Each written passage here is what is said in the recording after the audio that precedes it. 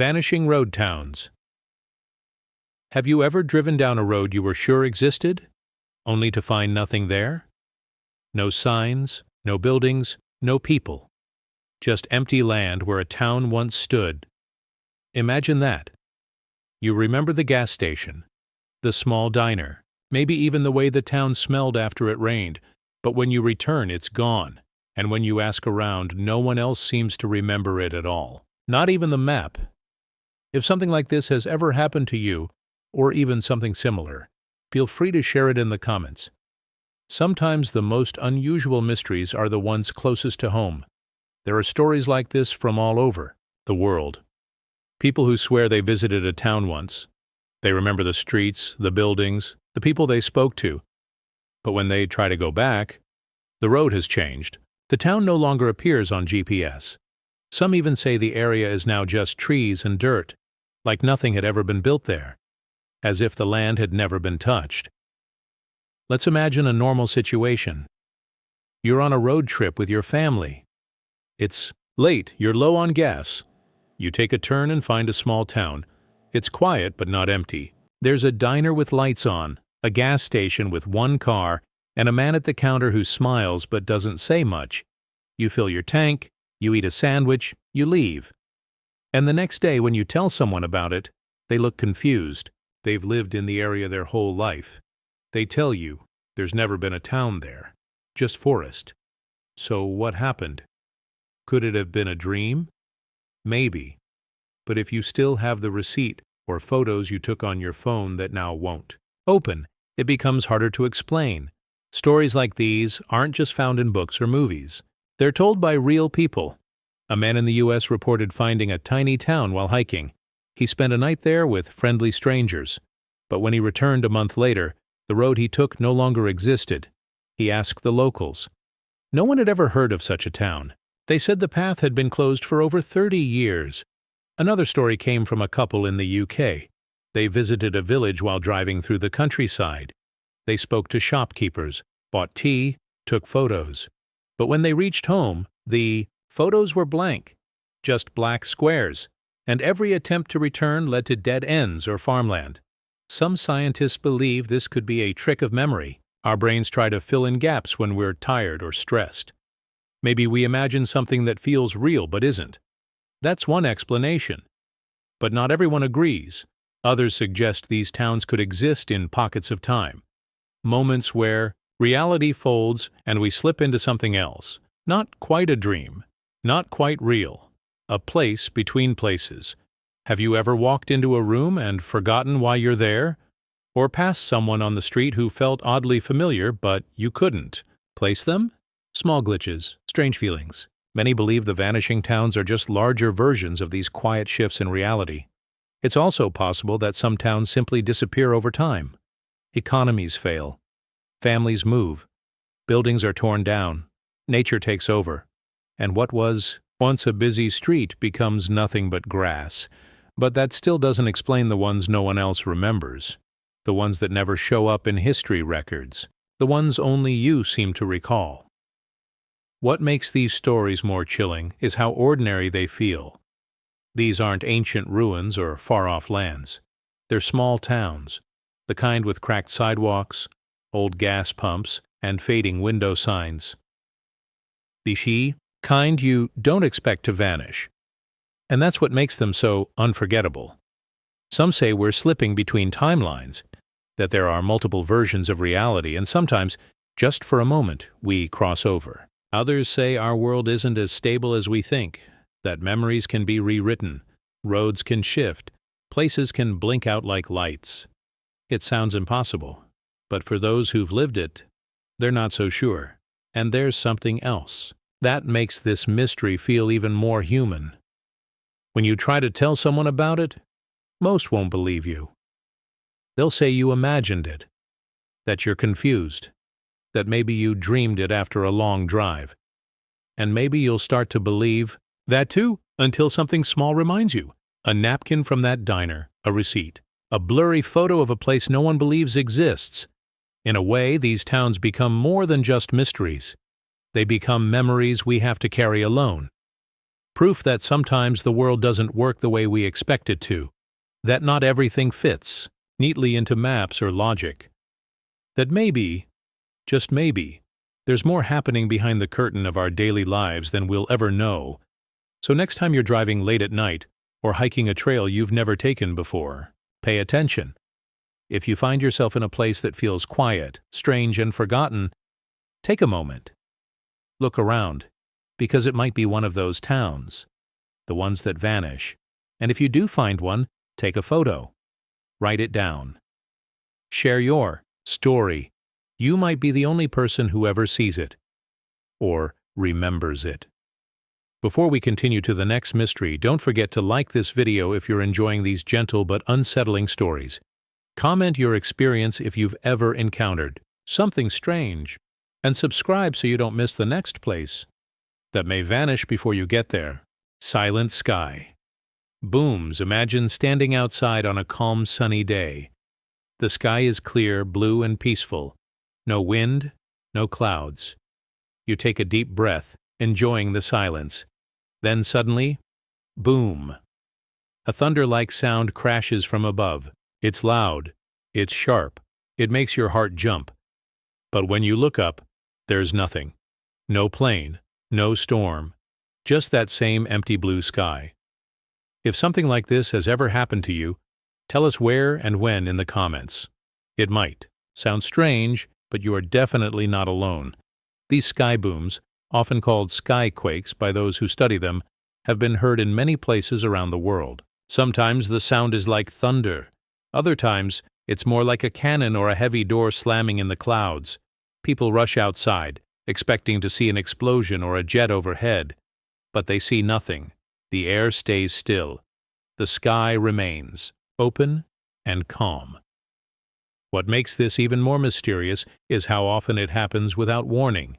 There's no build-up, no slow rumble. Just one sudden, deep noise that vanishes as quickly as it came. It doesn't echo. It doesn't leave smoke. It just ends. Let's pause here and think about how sound normally works. If you hear thunder, there's usually lightning. If you hear a jet, you see it flying. Even fireworks leave a trail. But these sky booms? They follow no pattern, no cause, just a loud sound from nowhere. One man in Canada described sitting by a lake with his dog. It was a perfect day. He was drinking coffee. His dog was lying on the dock. Then a loud boom echoed across the water. The dog jumped up, barking. The man dropped his cup. But the sky stayed blue. The water didn't ripple. There were no boats, no planes, just silence after the sound. These sounds have been heard in forests, cities, mountains, even deserts, from the east coast of the United States to the hills of Italy. And every time the same questions come up. What caused it? Why didn't anyone see anything? How can something so loud leave no trace? Scientists have given a few possible answers. One idea is that the sound comes from deep under the earth. Small ground shifts, not strong enough to be felt but loud enough to be heard above. Another theory is that temperature changes in the air cause quick pressure breaks, like the sky cracking open for a moment. But here's the thing. None of these ideas explain all the cases. Some of the booms happen in areas with no fault lines, where the ground is stable.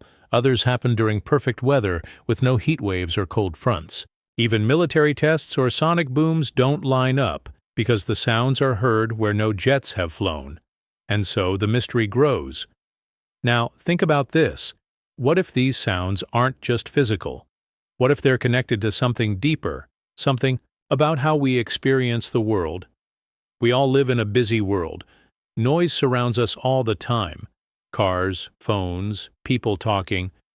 But when something doesn't fit into the usual sounds, we notice it more. Especially when it's out of place, like thunder without a cloud, or a knock on the door when no one is home. This kind of mystery stirs something inside us. It pulls us out of routine and makes us question what's real. It reminds us that not everything we hear has a clear source, that not everything around us is easy to explain. Some people even say these sounds feel personal, like a message only they could hear. One woman described the boom as feeling more than hearing. It vibrated through her chest, not just her ears. Others report their pets acting strange before or after the sound. Dogs hiding, birds flying off, cats staring at the ceiling like something is there. There are even those who believe the sounds are not natural at all, that maybe they're signals or warnings, or even thin spots between worlds, where sound from somewhere else leaks into our own. Of course, these are just guesses, but that's what makes this mystery so powerful. No one really knows, and that's why it sticks with you. Long after the sound has faded, the question remains, what did I just hear? And maybe that's why we can't stop thinking about it. Because, deep down, we all want the world to make sense. We want every sound to have a source, every story to have a clear ending. But sometimes the world doesn't work like that. Sometimes it surprises us. Sometimes it speaks in ways we don't understand. So next time you hear something strange, something loud and unexplained, don't rush to forget it. Pay attention. Look around. Listen closely. Maybe you've just heard one of the sky's silent secrets. And if you ever have, we want to know. Drop a comment below. Where were you? What did it sound like? Did anyone else hear it too? If these quiet yet powerful mysteries interest you, don't forget to like the video. Subscribe so you don't miss the next unexplained moment. And share this with someone who's heard something strange. Maybe together we'll get a little closer to the truth hiding above us. Reverse growing children. What if, instead of growing older each year, a child began to grow younger? Imagine a 10-year-old who looked like they were 7 last year, and now somehow appears 5. They still talk, think, and remember like someone older, but their body moves backwards, slowly slipping into earlier stages of life. It sounds impossible, like a story from a dream. But in some quiet corners of the world, stories like this exist. Have you ever heard of something like this in your town or from a family member? If so, we'd love to hear about it in the comments. The more we share, the more we begin to see how vast and strange the world can be. One such case came from a small village in South Asia. A boy named Hari was born looking completely normal. His first years were full of the usual joys, learning to walk, speak, and play. But by the time he was 6, his mother noticed something strange. Instead of getting taller, he seemed to be shrinking. Instead of losing baby fat, his cheeks grew rounder again. His voice, once steady, became softer. Doctors thought maybe it was a rare illness, but tests came back unclear. Each year, Hari looked younger, and yet his memory grew. He remembered birthdays, school lessons, and family stories with perfect detail. It was as if his mind was walking forward, while his body quietly reversed. Cases like this are so rare, they often go undocumented. Families are left in silence, unsure who to talk to, unsure who would believe them. Some fear being judged. Others think it's a curse or a strange gift. And in the middle of it all is a child, still aware, still feeling everything, even as the world stops making sense around them. Let's pause for a moment and think about how we all experience aging. Birthdays, school years, clothes that stop fitting, deeper voices, tired bones. These are markers we trust, signs we use to understand where we are in life. But what happens when that direction flips? When time appears to flow the wrong way for one person, while it flows normally for everyone else? It's easy to imagine the confusion it might bring. Classmates would start to notice. A child who once looked their age now appears half of it. Friends stop inviting them over. Teachers grow, unsure how to treat them. Do you speak to them like a child or like a teenager in a small body? Even parents would begin to lose their place. They'd wonder, am I raising my child, or slowly losing them to the past? There's a deeper part of this that hits the heart. We all expect life to move forward. That's what gives us hope. That tomorrow might bring new growth, new change. But these rare stories challenge that. They ask us, what is time really? Is it something we walk through, or something that walks through us. Some scientists have tried to explain these cases. They mention rare genetic conditions, disorders that affect development in unusual ways. Some theories talk about changes in cells, how they age, or in these strange moments, unage. But none of these explanations cover everything. None of them fully answer how someone can grow backward year after year while keeping their thoughts, feelings, and memories moving forward. Even in fiction, we've seen stories like this. A character who is born old and grows younger until they vanish. But fiction has an ending. Real life doesn't offer such clean lines. And for the children and families living this mystery, the story continues each day, with questions, with wonder, with quiet fear. It also raises emotional questions about identity. Who are we if our bodies don't match our minds? What happens when the outside world sees one thing, but we feel another inside? This connects with many people, not just those in rare situations. Think about times you've felt older or younger than you look, when your emotions didn't match your age. Maybe during a hard exam you felt like a small child again, or maybe after a big life change you suddenly felt decades older. These moments remind us that age isn't just numbers or years, it's memory, it's emotion, it's the stories we carry and the ways we see the world. And sometimes, when something strange like reverse growing happens, it pulls those pieces apart. Body, mind, time. They start walking different paths. Some believe there's a deeper meaning in it all, that perhaps the universe is reminding us how little we understand about time. That maybe time is not a straight line after all. Maybe it bends. Maybe it breathes. And maybe once in a while it chooses a different direction for reasons we can't yet understand. If you've stayed with us this far, you're someone who likes to think deeply, to ask the questions others might avoid. You're curious, thoughtful, and willing to look at the world in new ways. And that's what this journey is about. Not finding fast answers, but being okay with wonder. So if this story moved something in you, if it made you pause and think, we'd love to hear your thoughts. Have you seen anything like this? Do you believe it's possible? Could a child really grow younger? Let's talk about it in the comments. Let's keep the mystery alive, together. And if you haven't already, please like the video and subscribe. These quiet wonders deserve a calm space, a thoughtful voice, and a curious mind, just like yours. Let's explore the unknown, one story at a time. The Sleeper's Shadow. Have you ever woken up and felt like something moved, but everything was still?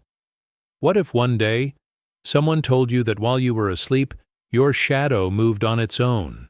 Not a trick of the light, not someone playing, a joke, just you, sleeping soundly.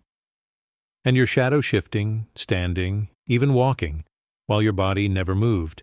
That might sound impossible. But for some people, it has been real. Reports from different places in the world tell the same. Strange story. A person goes to bed. They sleep deeply. But someone nearby, maybe a friend, a parent, a partner, sees something different. They see the sleeper's shadow slowly detach from the bed, stretch itself and glide across the room. No noise.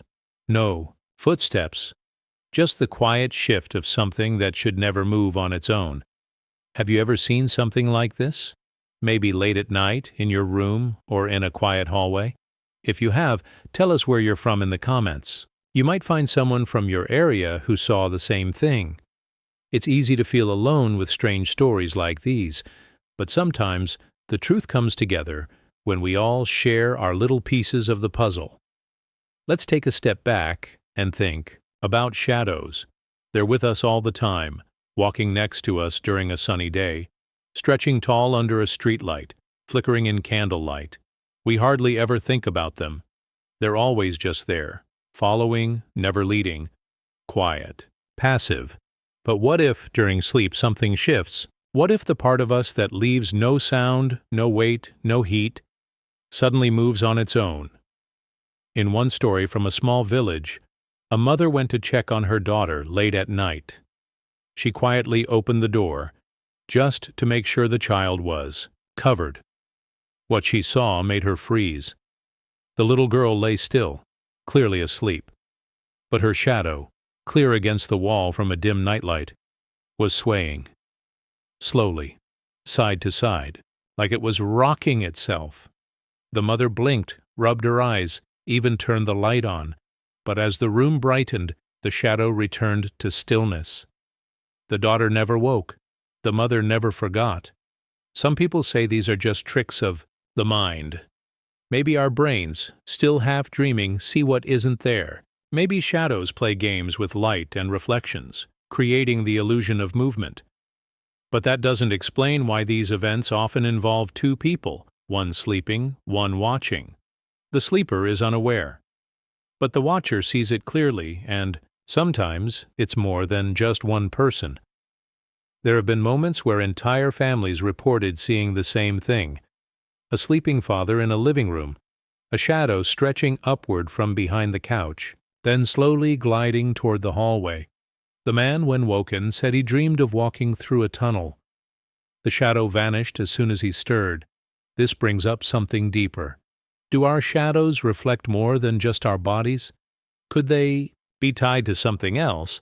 Our thoughts, our dreams, or even parts of us we don't fully understand?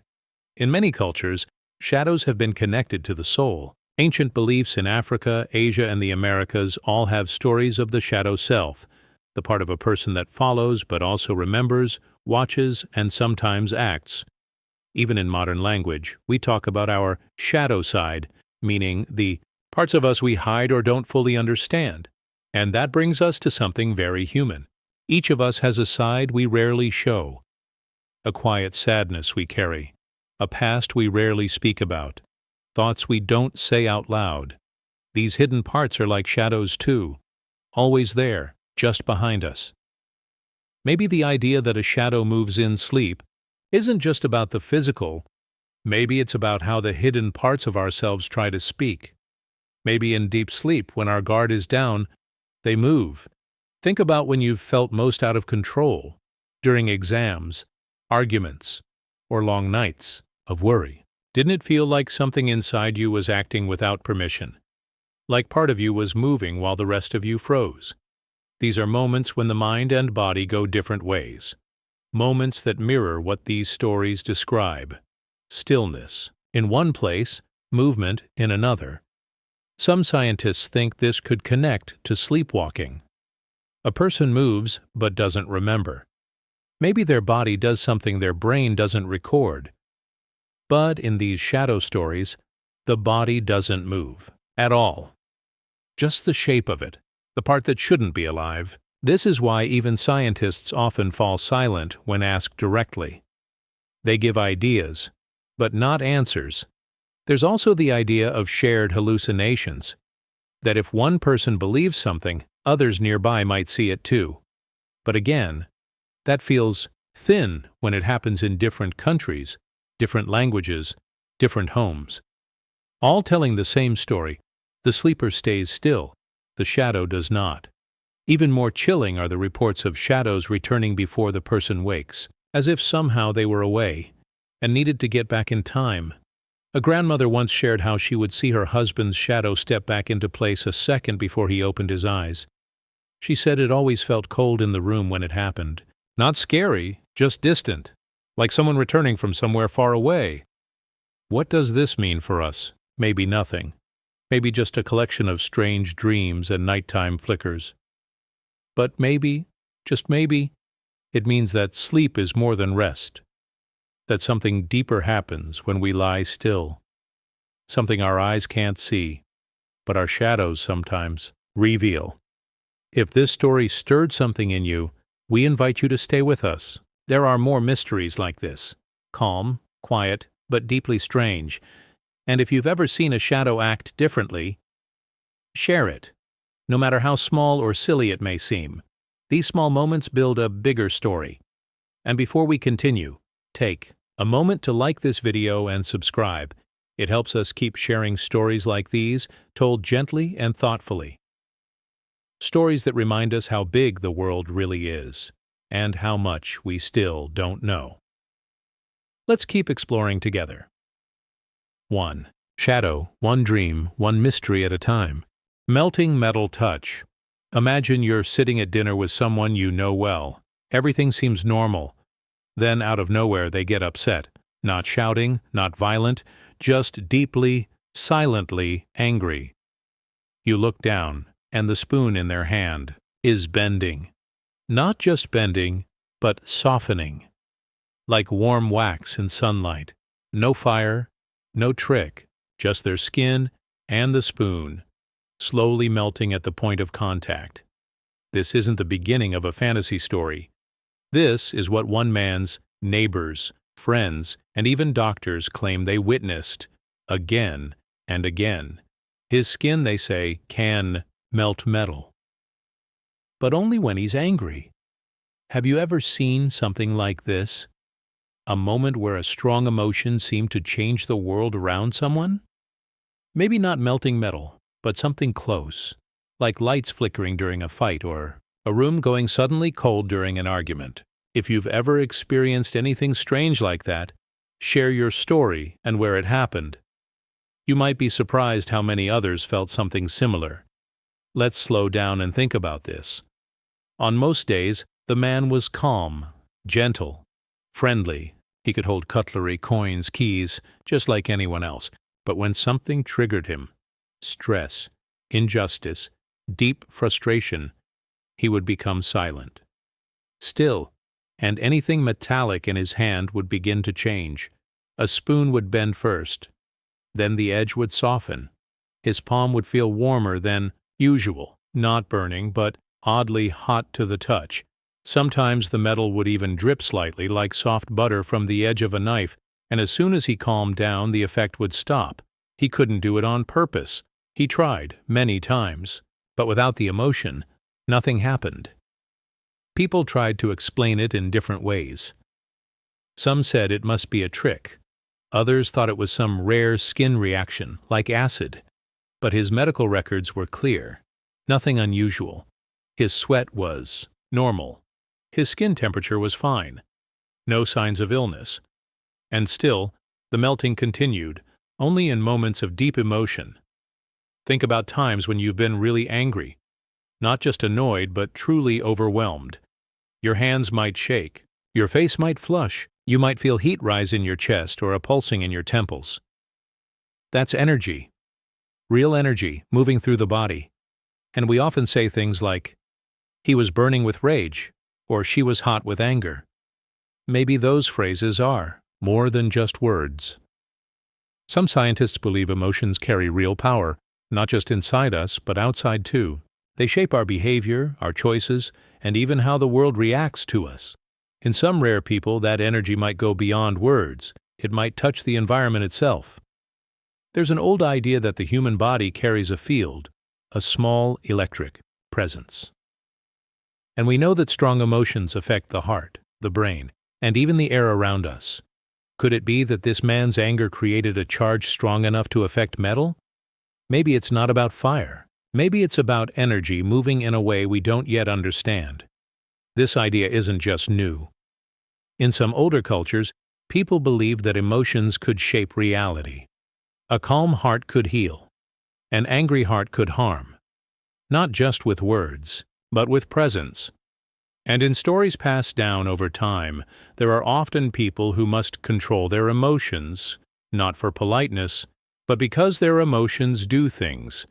That might sound like fiction, but even in everyday life, emotions change outcomes. A teacher's mood can shift the entire classroom. A tense conversation can ruin a whole day. A calm friend can settle a crowd. We all feel it, even if we don't always see it. Now, picture a child learning this about himself. Imagine finding out that your emotions could melt something as ordinary as a fork. The fear, the confusion, maybe even shame. And then imagine growing up, trying to stay calm all the time, just so you don't scare anyone. That's a kind of burden most people never think about. It raises deeper questions. How do we live with emotions we can't control? What happens when the world punishes us for feelings we didn't choose? Anger is a natural part of life, but what if expressing it, quietly, privately, still causes change we never wanted? This man never hurt anyone. In fact, he often warned people when he felt the heat rising. He would leave rooms, drop utensils, take long walks. But still, word got out. People became afraid. Some even avoided eating with him. Others whispered about curses or strange powers, but he never wanted attention. He didn't claim to be special. He just said, "I feel things too deeply sometimes. That's all." There's something beautiful and tragic in that. The idea that emotions, when too strong, can reshape the world, but at a cost. It makes us think about the quiet strength it takes to stay soft in a world that can push us to boil. It also makes us reflect on ourselves. What do we do when emotions rise? Do we lash out? Do we go silent? Or do we, like him, try to walk away quietly and let the feeling pass? Maybe we don't melt spoons, but maybe our words melt relationships. Maybe our silence bends trust. Maybe our presence, when too full of heat, shifts the atmosphere in a room without us noticing. And so this strange story about a man and metal becomes a mirror. It reminds us that we all carry power. Quiet, emotional, invisible, but real. It asks us to treat our emotions with care, to notice them, to respect them, and to understand that the things we feel deeply may reach further than we realize. If you've ever felt your emotions overflow, if you've ever watched yourself do or say something you couldn't believe later, you're not alone. We all have these moments, and stories like this remind us that feeling deeply isn't a weakness, it's a kind of mystery, one we're all still learning to live with. Before we continue, if this story spoke to something inside you, consider liking this video and subscribing. It helps us share more peaceful, thoughtful stories with others around the world. And if you've ever experienced something strange, emotional, or unexplained, leave a comment. Let's build a quiet place for strange stories, shared together, one emotion, one moment, one mystery at a time. Never Seen Reflections. Imagine standing in front of a mirror your whole life, and never once seeing your own face. Not because you're blind, not because the lights are off, but because the mirror itself turns dark, black, empty, every single time. Your reflection simply doesn't appear. You wave your hands. Nothing. You smile, you speak, you move. Still nothing looks back at you. That's exactly what one family in Brazil claims has been happening for generations. From the grandmother down to the youngest child, they say mirrors don't work for them. They don't crack or break. They just turn black, like looking into a quiet, bottomless night. Have you ever had a strange moment with a mirror? Maybe you saw something shift when nothing moved. Maybe your reflection felt distant or unfamiliar. Maybe you felt like something was watching, but not reflecting. If something like that has ever happened to you, or even if it just gave you a strange feeling, tell us where you're from and what you felt. You never know how many others might feel the same. At first, their story was whispered among neighbors. A curious tale passed between friends, shrugged off as a joke. But then, people visited their home. People brought mirrors, pocket mirrors, large mirrors, brand new ones straight from the box. And every time someone in the family stood in front of it, the glass went dark. Not all at once, more like a slow cloud spreading across the surface, a gray shadow deepening until there was nothing left. But black. They weren't ghosts. They weren't sick. They laughed and cried like everyone else. Their voices were warm, their footsteps loud, but the mirrors wouldn't respond, as if they weren't there, or as if the mirror refused to look at them. It sounds impossible, and yet something about it feels quietly familiar. Because mirrors are strange things. We trust them without thinking. We expect them to show us exactly what we are, but they don't. Not really. They flip us, they flatten us. They show us what we expect, yet never quite what we feel. A reflection is only light bouncing back. But who decides what that light chooses to reveal? Think about the last time you looked into a mirror. Was it before an exam, a date, a long night alone? What did you see? Confidence? Fear? Nothing at all? Sometimes, even with a clear reflection, we still don't recognize what's staring back. Now imagine growing up never having that experience. No self-checks before school. No fixing your hair. No wondering if your shirt matches. No facial expressions reflected back. You learn to smile by feel. You learn to cry by sensation, not sight. And when someone says you look tired or bright or beautiful, you just believe them, or you don't, because the mirror won't confirm it. That changes things. It changes how you see yourself, because you can't. It changes how you move through the world, how you trust your body, your presence, your voice. And maybe it frees you a little too. No pressure to look a certain way. No obsession with symmetry or flaws. Just the self, unreflected, the family says they've made peace with. It. At first it scared them, especially the children. They wondered if something was wrong with them, or if they were being punished. But over time, they began to see it differently. They said, maybe mirrors just don't know how to see us. That line stays with you. Maybe mirrors just don't know how to see us. It's not about being invisible. It's about being beyond the usual lens, something unmeasurable, something unboxed. In stories from different cultures, mirrors have always been more than glass. They're said to hold truths, show spirits, even guard against lies. But they also distort. A mirror shows the surface, not the soul. And sometimes what's real can't be reflected. Sometimes what matters most is exactly what doesn't appear. This touches something deep. In a world full of reflections, social media, videos, cameras, comments, what does it mean to live without one? Could you feel more honest? Or would you feel lost?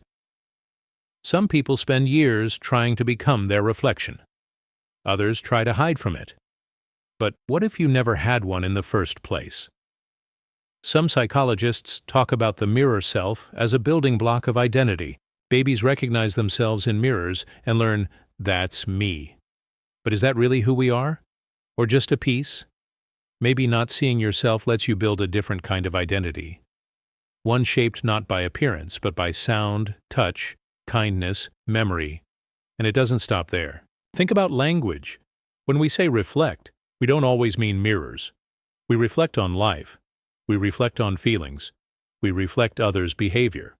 So if someone's mirror turns black, does that say something about how they process the world, or how the world processes them? Maybe their presence is too deep for surface-level reflection. Maybe their identity is woven from something mirrors can't hold. And maybe that's not a flaw. Maybe that's a quiet strength. The family doesn't claim to understand it. They don't seek fame. They don't ask for answers. They simply say, this is how it is. And in that calm, there's a kind of peace, a reminder that not everything has to be explained to be real, that sometimes the most mysterious parts of life are the most quietly accepted. And maybe this mystery isn't just about mirrors. Maybe it's about how we see ourselves, how we try to fit into reflections that don't always fit us back. We try to smile when we're hurting. We try to fix what we think is wrong. But what if the mirror is wrong? What if the reflection doesn't matter as much as we think? So this strange story from Brazil becomes a doorway to something much bigger, a chance to ask, who are we when we're not being seen? What remains when the mirror is gone? Is it possible to know yourself more clearly by not seeing yourself at all? Before we go deeper into more quiet mysteries, if you found this story comforting or curious, please take a moment to like the video and subscribe. It helps us continue building this peaceful place where the world's strangest and softest wonders can be explored together. And if you've ever felt disconnected from your reflection or felt like mirrors didn't show the real you, leave a comment. Let's make space for stories that live in the dark, but glow in the quiet, vanished in photos. Imagine meeting someone so real, so present, that you laugh with them, talk with them, even feel their warmth. You see their smile, hear their voice, watch their hands move. But then, when you take a picture, they are nowhere to be found, not blurred, not hidden, simply gone. It's as if the light refused to touch them, erased them from the frame. The world can see them, but the camera cannot. How strange would that feel? This is the curious story of a boy, known by a small community, who appears in real life, but never in photos. Families take snapshots of birthdays, friends click selfies, tourists snap memories, but every single image leaves him out. It's not a trick of the eye, not a shadow playing games. It's a complete absence, a vanishing act performed before the lens. Imagine what that might do to a person's sense of being seen. Have you ever taken a photo where someone looked different from real life? Maybe a smile was missing, or a face seemed too bright or too dark. Sometimes a camera captures what we don't expect. Sometimes it fails to catch what matters most. Maybe you've noticed a friend's face looks strange in a picture, or your own eyes don't quite match what you remember. If you have stories like these, or if you live somewhere where this might feel familiar, share your thoughts below. It's a way to connect, to remember that we all live with a little mystery. At first, the boy's family thought it was a camera problem. They tried different phones, different cameras, even professional photographers. Nothing changed. The boy was always missing. It was like the photos were telling a secret. This boy exists, but only in the present moment, never captured by light and lens. His presence became a paradox, fully here, but invisible to the very tools we use to prove existence. This phenomenon feels strange because we trust photographs. Photos are proof, memory, and evidence. They freeze time so we can revisit it. We use them to remember people we love, moments we cherish. If someone disappears from photos, it challenges that trust. It makes us wonder, what if some parts of reality cannot be caught or held? What if not everything can be saved as an image? In everyday life, we face similar paradoxes. Sometimes we feel invisible even when surrounded by people. We talk, laugh, share stories, but inside, we feel unseen, like no one really notices us or remembers us. This feeling can be lonely and confusing. The boy's story reminds us that invisibility isn't just about light or photos. It's a feeling many experience, not being truly seen or understood. On the other hand, maybe there is something special in not being in photos. Maybe it's freedom, a chance to live in moments without needing proof or validation. Some people don't like being photographed. They feel cameras steal a part of their soul. To them, life is for living, not for documenting. The boy's story could be a gentle reminder that presence and being real aren't always about what we capture. Beyond the personal, this story touches deeper themes of how we define reality. What is real if not seen or recorded? In a world increasingly focused on images and digital proof, this boy's absence from photos challenges our beliefs. It asks if we need cameras to confirm existence or if being present is enough. It invites us to question how much we rely on technology to tell our stories. Language itself struggles with this idea. We say picture perfect or photo finished to mean complete or true. But what about the invisible moments, the silent memories that never get caught on camera? How do we talk about them? How do we share them when the usual tools fail? The boy's story asks us to listen beyond images, to feel beyond visuals, and to trust other senses. Mental health also connects here. Feeling unseen or erased can affect how we view ourselves. It can make us question our worth. But the boy's story is also hopeful. It shows resilience. Living without reflection in photos, yet fully existing, suggests that our value is not just in how others see us or what they can capture. It's in our being, our actions, our heart. Even artificial intelligence, which relies on images and data, faces limits with stories like this. AI learns from photos, videos, and text, but what about what is missing? What about what can't be, digitized or scanned? The boy's invisibility to cameras hints at the gaps between technology and human experience, reminding us that not everything can be measured or understood by machines. In daily life, we often search for proof of love, proof of success, proof of identity. Photos, likes, and comments have become symbols of that proof. But the boy who vanishes from photos teaches a quiet lesson. You don't need to be seen by everyone or by every lens to be real. Sometimes the most genuine presence is felt, not photographed.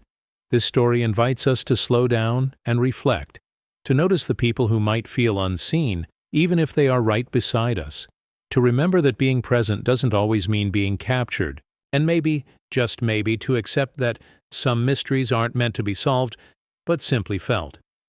If this story touched something inside you, or if you know someone who feels invisible sometimes, please like the video and subscribe to the channel.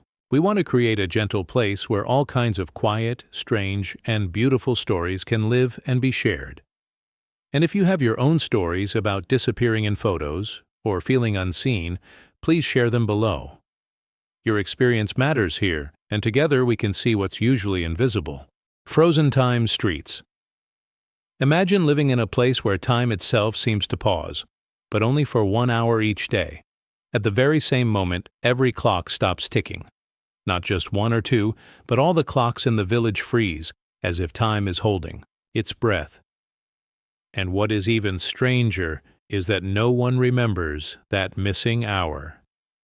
It disappears from their minds like a forgotten dream. How would that feel, to lose a piece of your day every single day without knowing it happened? Have you ever glanced at a clock and felt like time was dragging, or that a moment lasted longer than it should? Or maybe you've experienced days that seem to pass in a blur, where you can't recall what you did at all. If you've ever felt this way, you understand the oddity of a lost hour. If you live somewhere where time feels slow or strange, or if you have your own stories about moments slipping away, please share in the comments. This is a space to connect and explore these mysteries together. In this quiet village, life goes on normally for most of the day. People wake, work, eat, and sleep as usual. But when the clock hits the frozen hour, all the watches stop. Phones freeze on their screens. The streetlights stay fixed at the same glow. Even nature seems to pause, as if the entire world takes a breath and holds it. The strange thing is, no one talks about it, because as soon as time starts again, that hour is wiped from memory. Imagine the confusion if you tried to talk about this missing hour. You might ask a neighbor, only to find they don't understand. "What hour?" they'd say, blinking as if waking from a fog. It's a quiet shared secret, but one that no one can name or remember. This daily blackout of time is a puzzle, but it's also a gentle mystery, quietly shaping how life feels in that place. This story brings to mind moments we all know, when time feels both fast and slow. Think of waiting for an exam result, or standing in a long line, or watching a loved one leave. Time stretches and warps, depending on how we feel. Sometimes a minute feels like an hour. Other times hours fly by in seconds. The village is frozen. Hour reminds us of these strange experiences, where time is more than just numbers on a clock. On a deeper level, the frozen hour touches on how we experience reality. Time seems fixed, constant, and measured by clocks, but our minds don't always agree.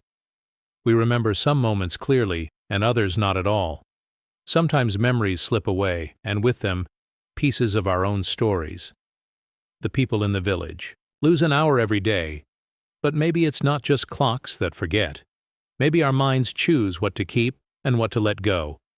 Language struggles to describe such moments. We say time flies, or time stands still to capture feelings, but those phrases only hint at something much deeper. What does it mean when a whole hour disappears? How do we talk about what we cannot remember? The frozen hour invites us to think about how we use language to frame our experience and how words sometimes fall short.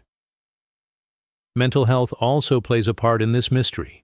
Forgetting time, losing track of days, or feeling disconnected from the present are common experiences for many.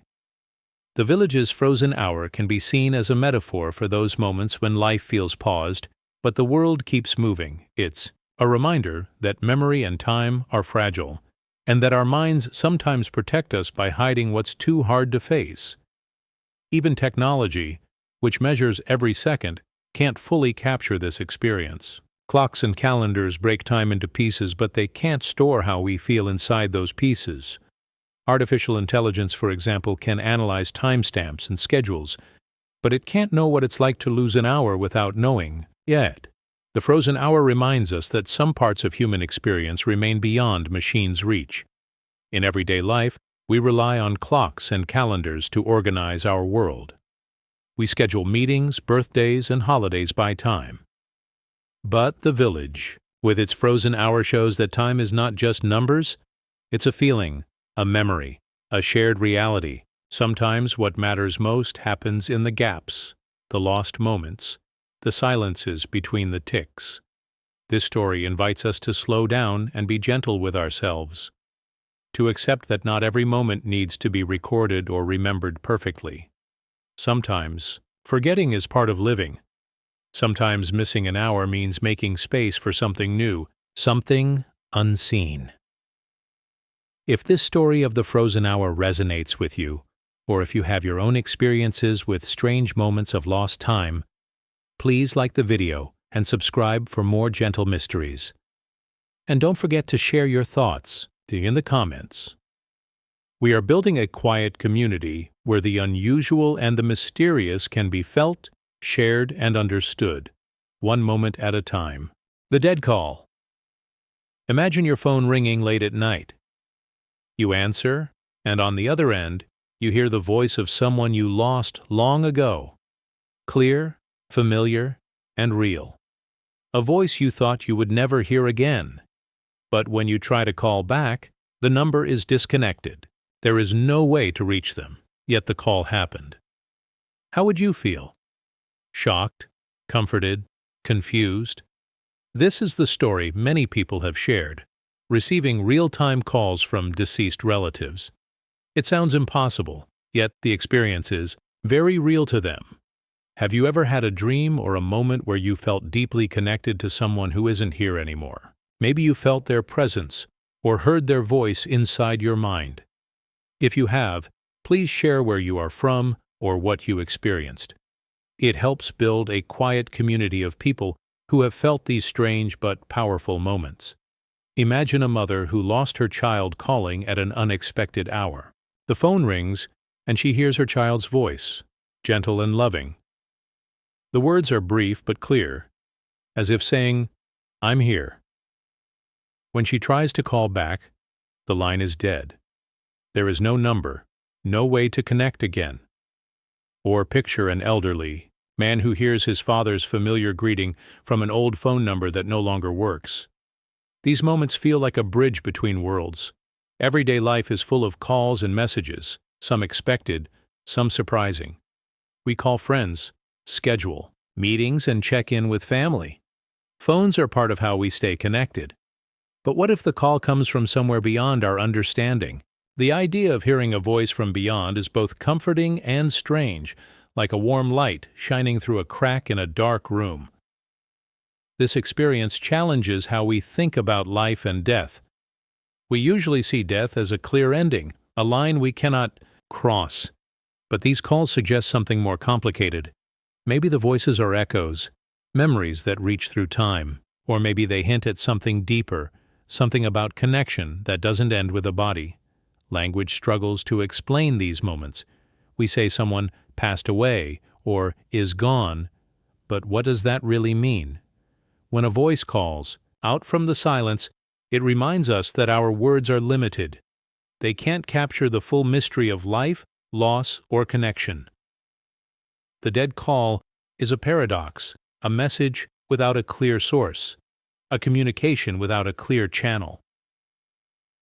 Mental health is part of this story too. Losing a loved one brings deep pain.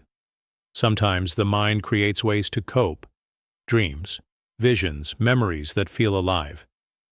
These calls might be part of how the heart tries to heal, by keeping the connection alive in a new form.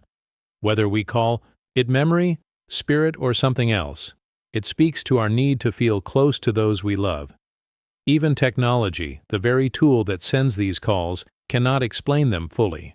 Phones work by signals, numbers, and networks, but when a call comes from a disconnected number, it breaks all rules.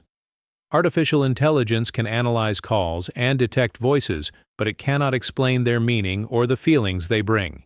The dead call reminds us there are things beyond the reach of machines. Think about how we use phones in daily life, as tools to stay close, to share moments, to feel connected. The dead call turns this familiar technology into something mysterious. It blurs the line between the everyday and the extraordinary. It asks us to believe in the possibility that connection can reach beyond what we see or understand. This story invites us to listen with an open heart, to accept that life has mysteries that comfort us even as they confuse us. Sometimes a voice from the past is exactly what we need, a reminder that love and memory do not simply disappear.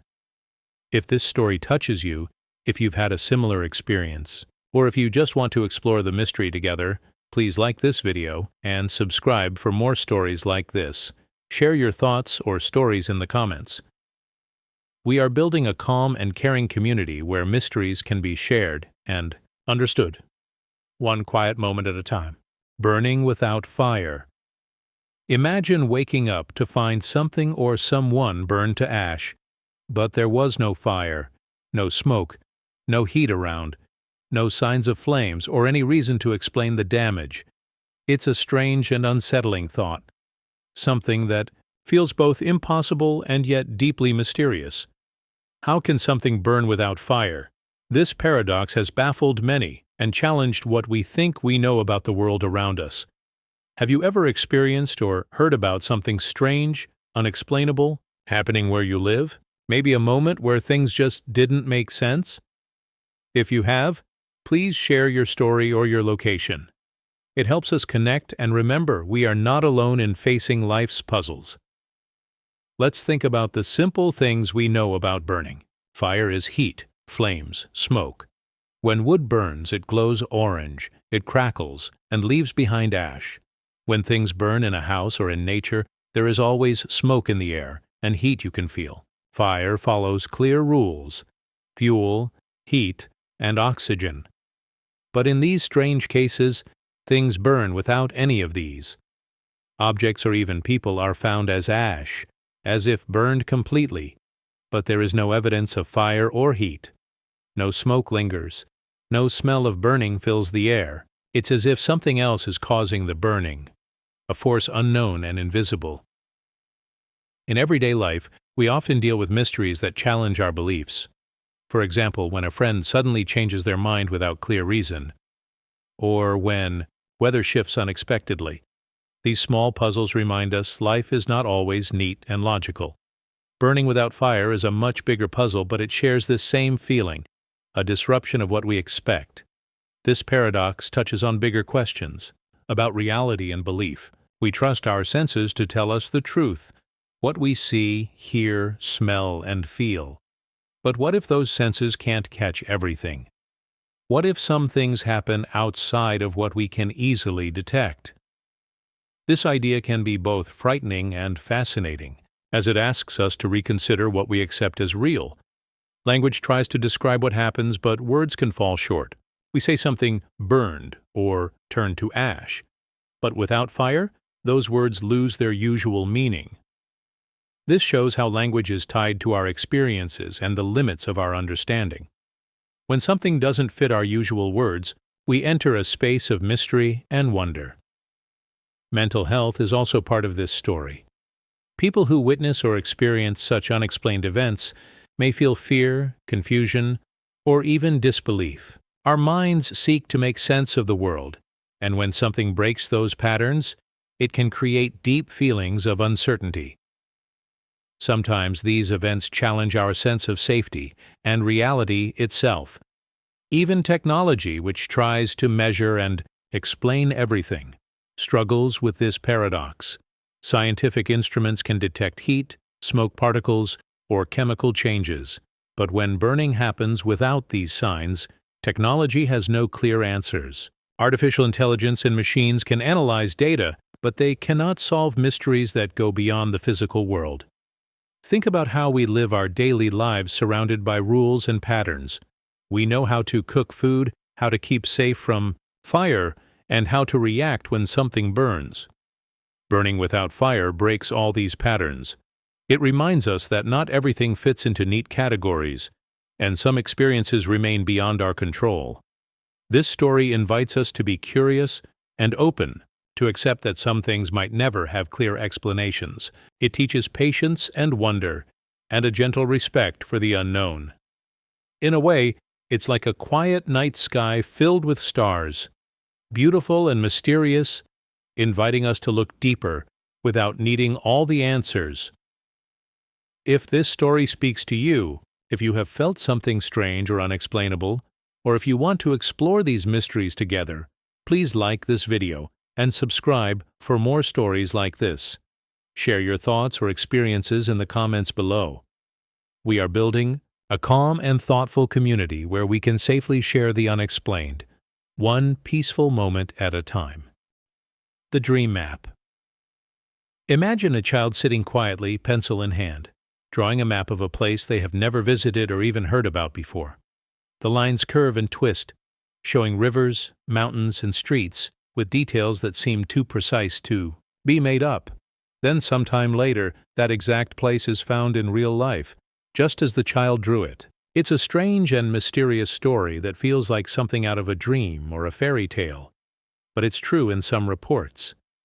How can a child know a place without ever going there?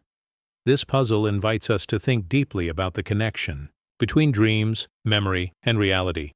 Have you ever had a dream about a place you didn't recognize, only to find it later in your life or through a story? Maybe you saw a city, a garden, or a street in your sleep, and when you visited somewhere new, it felt familiar. If you have, please share your experience or where you are from. These moments help us build a shared space where we can talk about things that feel magical and mysterious. To understand this better, let's think about simple everyday experiences. Sometimes we have strong feelings about places we've never been. We might imagine a vacation or dream about a school we will attend. We paint pictures in our minds based on books, pictures, or stories, but usually we know the place came from something we have seen or heard before. This child's map is different because it's so detailed and accurate that it cannot be explained by imagination alone. The lines, shapes, and landmarks match a real location discovered far away. It's as if the child's mind reached out beyond what we normally understand, pulling information from somewhere else. This paradox touches bigger ideas about belief and how we understand reality. What does it mean when something seems to come from outside our normal experience? It challenges the way we think about time, memory, and even how knowledge travels. Can we know things before we experience them? Can the mind access hidden places through dreams or some deeper sense? Language struggles to explain such moments. We talk about drawing, dreaming, and knowing, but none of these words fully capture the mystery. The child's map is more than just art or memory. It is a bridge between imagination and reality, a reminder that our minds may have powers we do not yet understand. Mental health also plays a role here. Children, especially, have rich imaginations and sensitive minds. They can experience the world in ways adults often forget. Sometimes these experiences bring comfort, wonder, or even fear. It reminds us to listen gently and to respect the mysterious parts of the mind that do not always fit into neat explanations. Technology and artificial intelligence try to explain and predict the world, but they too have limits. A machine cannot dream or imagine. It cannot create a map from a place it has never seen or been told about. This story reminds us that human experience includes parts that technology cannot replace, parts full of mystery and creativity. Think about how we navigate our lives. We make plans, follow paths, and imagine futures. A map helps us find our way in the physical world.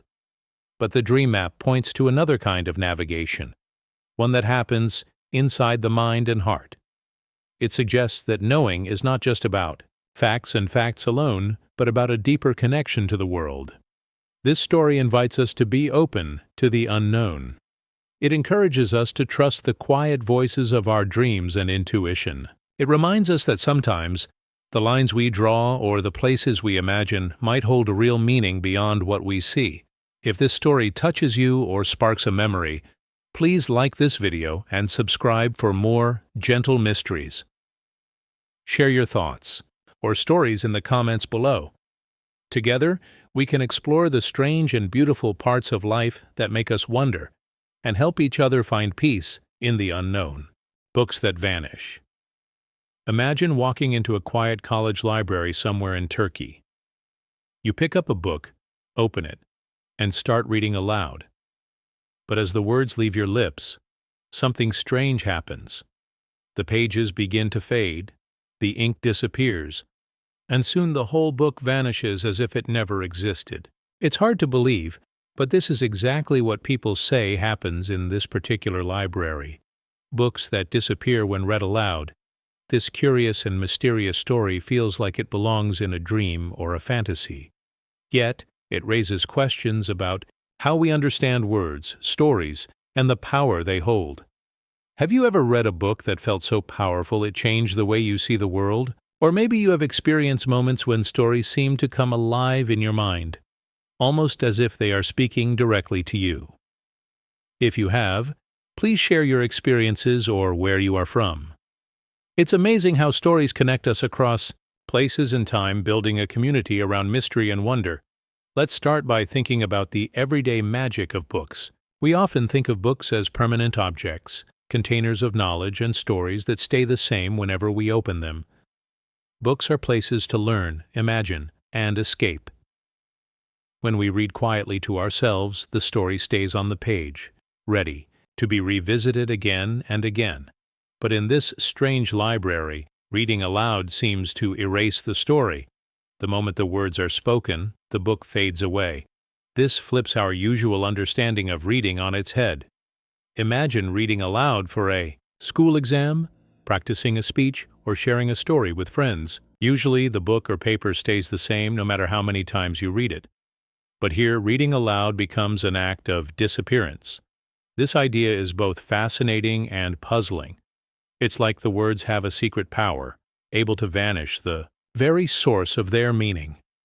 This paradox invites us to think about the nature of language itself. Language is more than just sounds or letters. It is a living, breathing thing that connects people, thoughts, and worlds. But what happens when language destroys its own home, the book? How can words create stories if speaking them makes those stories disappear? It challenges how we believe communication works. Think about how we use words in daily life. Sometimes, speaking about a problem helps us solve it. Other times, saying something aloud can make it feel more real or even more scary. We know that words can heal or hurt, build bridges or walls. This story takes that idea to a surprising place. Words that erase rather than reveal. This also touches on bigger questions about knowledge and memory. Books are often symbols of human knowledge, history, and culture. If these books vanish when read aloud, what does that say about how knowledge survives? Does knowledge need to be silent, kept hidden, to last? Or does this story suggest that some knowledge is fragile, and speaking it aloud risks losing it forever? There is also a deep connection here to mental health and the power of silence. Sometimes people hold secrets or feelings inside, afraid that speaking them might cause harm or loss. The idea of vanishing books reminds us how delicate and precious words are. It calls for careful listening, gentle speaking, and respect for the stories we tell. Technology and artificial intelligence try to capture and store knowledge in many ways. Yet no machine or program can fully grasp the magic and mystery of spoken words that vanish a book. This story reminds us that human communication is not just data or code. It holds mysteries that go beyond logic and algorithms. Every day, we navigate the paradox of language. We speak to connect, to share, and to understand. But sometimes, silence is more powerful than speech. The vanishing books ask us to think about when to speak and when to listen, when words build and when they disappear. Imagine the quiet halls of that Turkish library, filled with the faint sound of pages turning, the soft breath of readers, and the sudden silence as books disappear into thin air. It's a place where stories live and die in a moment, a reminder that life itself is full of fleeting moments that cannot be held too tightly.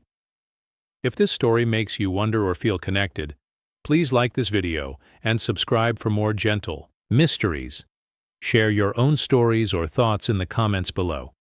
Together, we can explore the quiet, mysterious corners of life that invite curiosity and calm. Voices in ink.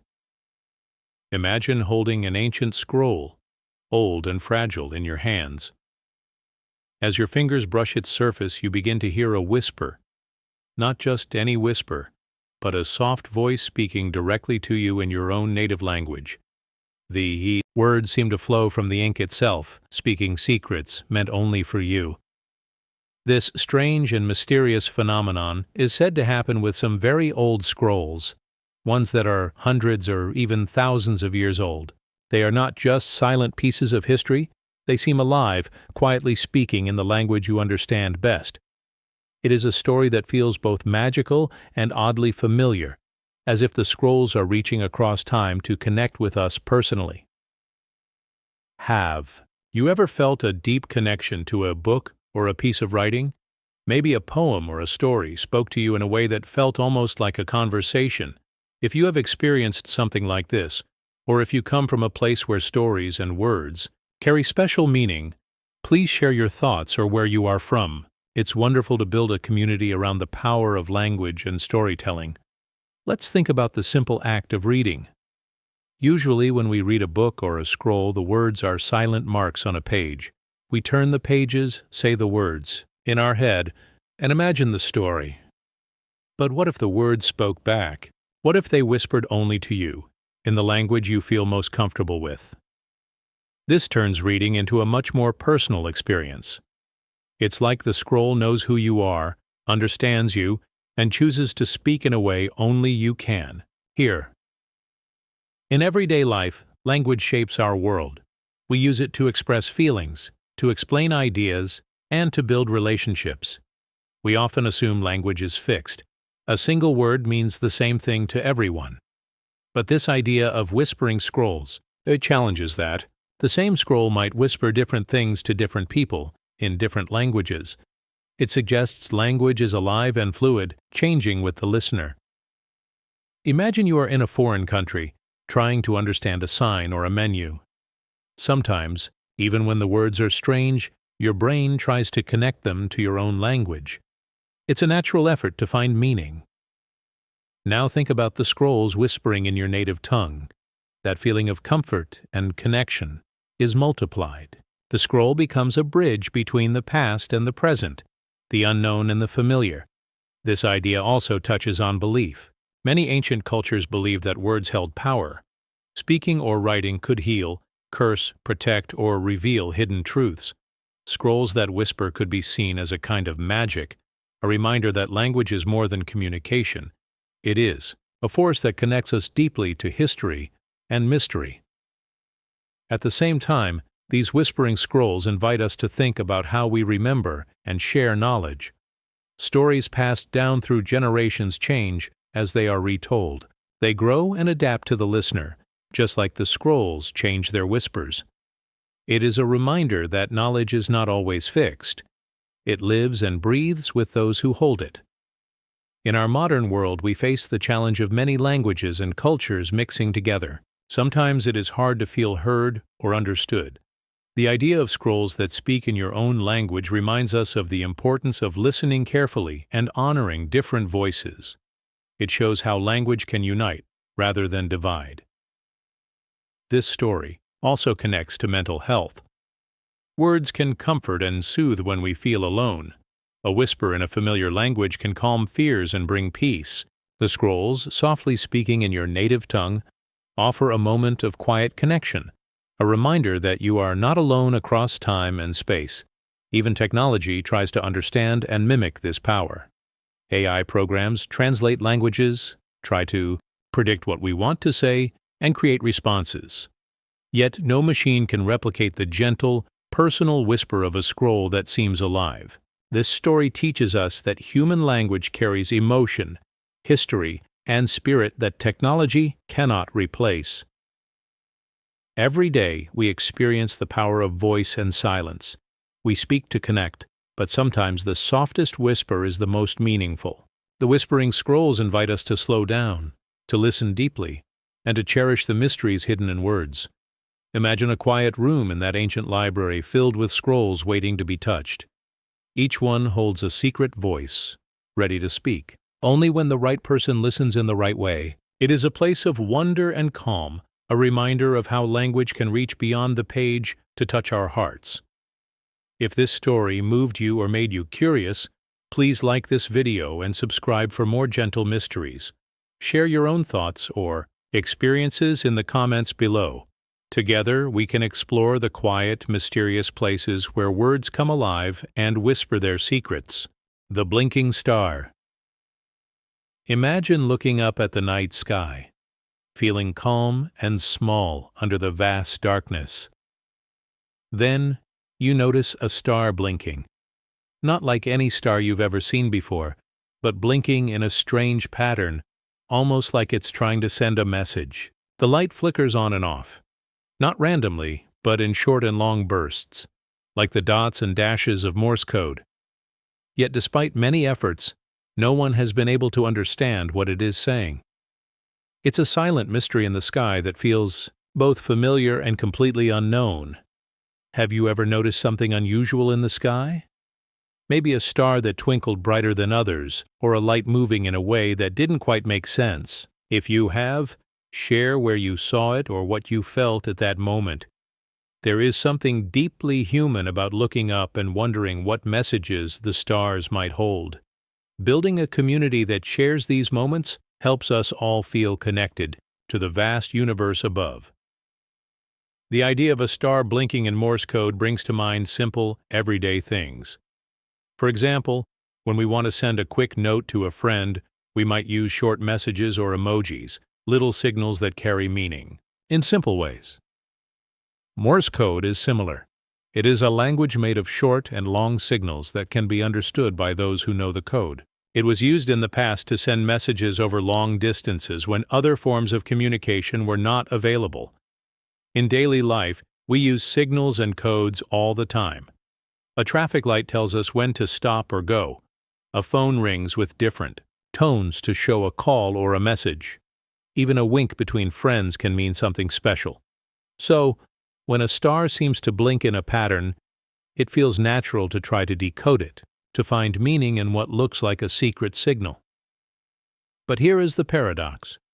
Despite the clear pattern of blinking, scientists and experts have not found any meaningful message. The star blinks on and off like Morse code, but the pattern doesn't form words or numbers that we can understand. It is as if the star is speaking in a language no one knows, or maybe it is sending a message that is meant to remain a mystery. This reminds us how much we rely on language and signals to make sense of the world. We expect patterns to have meaning. We want to understand the messages we receive, especially when they come from the unknown. When a pattern defies explanation, it challenges our belief that everything has a clear answer.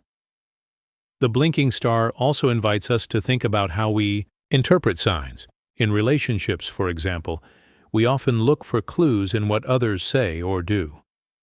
Sometimes the signals are clear, but other times they are confusing or incomplete. Like the blinking star, we try to find meaning, but we don't always succeed. It teaches patience and humility, reminding us that not all mysteries are meant to be solved right away. This story also connects to mental health in subtle ways. Our minds often look for patterns and meaning, especially when we feel uncertain or anxious. Seeing a blinking star that sends a strange message can make us feel curious, hopeful, or even unsettled. It reminds us to be gentle with ourselves when we don't find answers and to appreciate the beauty of mystery. The blinking star's silent message also touches on technology and artificial intelligence. AI systems try to detect patterns, translate languages, and solve puzzles. But even the most advanced AI can struggle with something like this star's blinking because the meaning might be beyond code or language.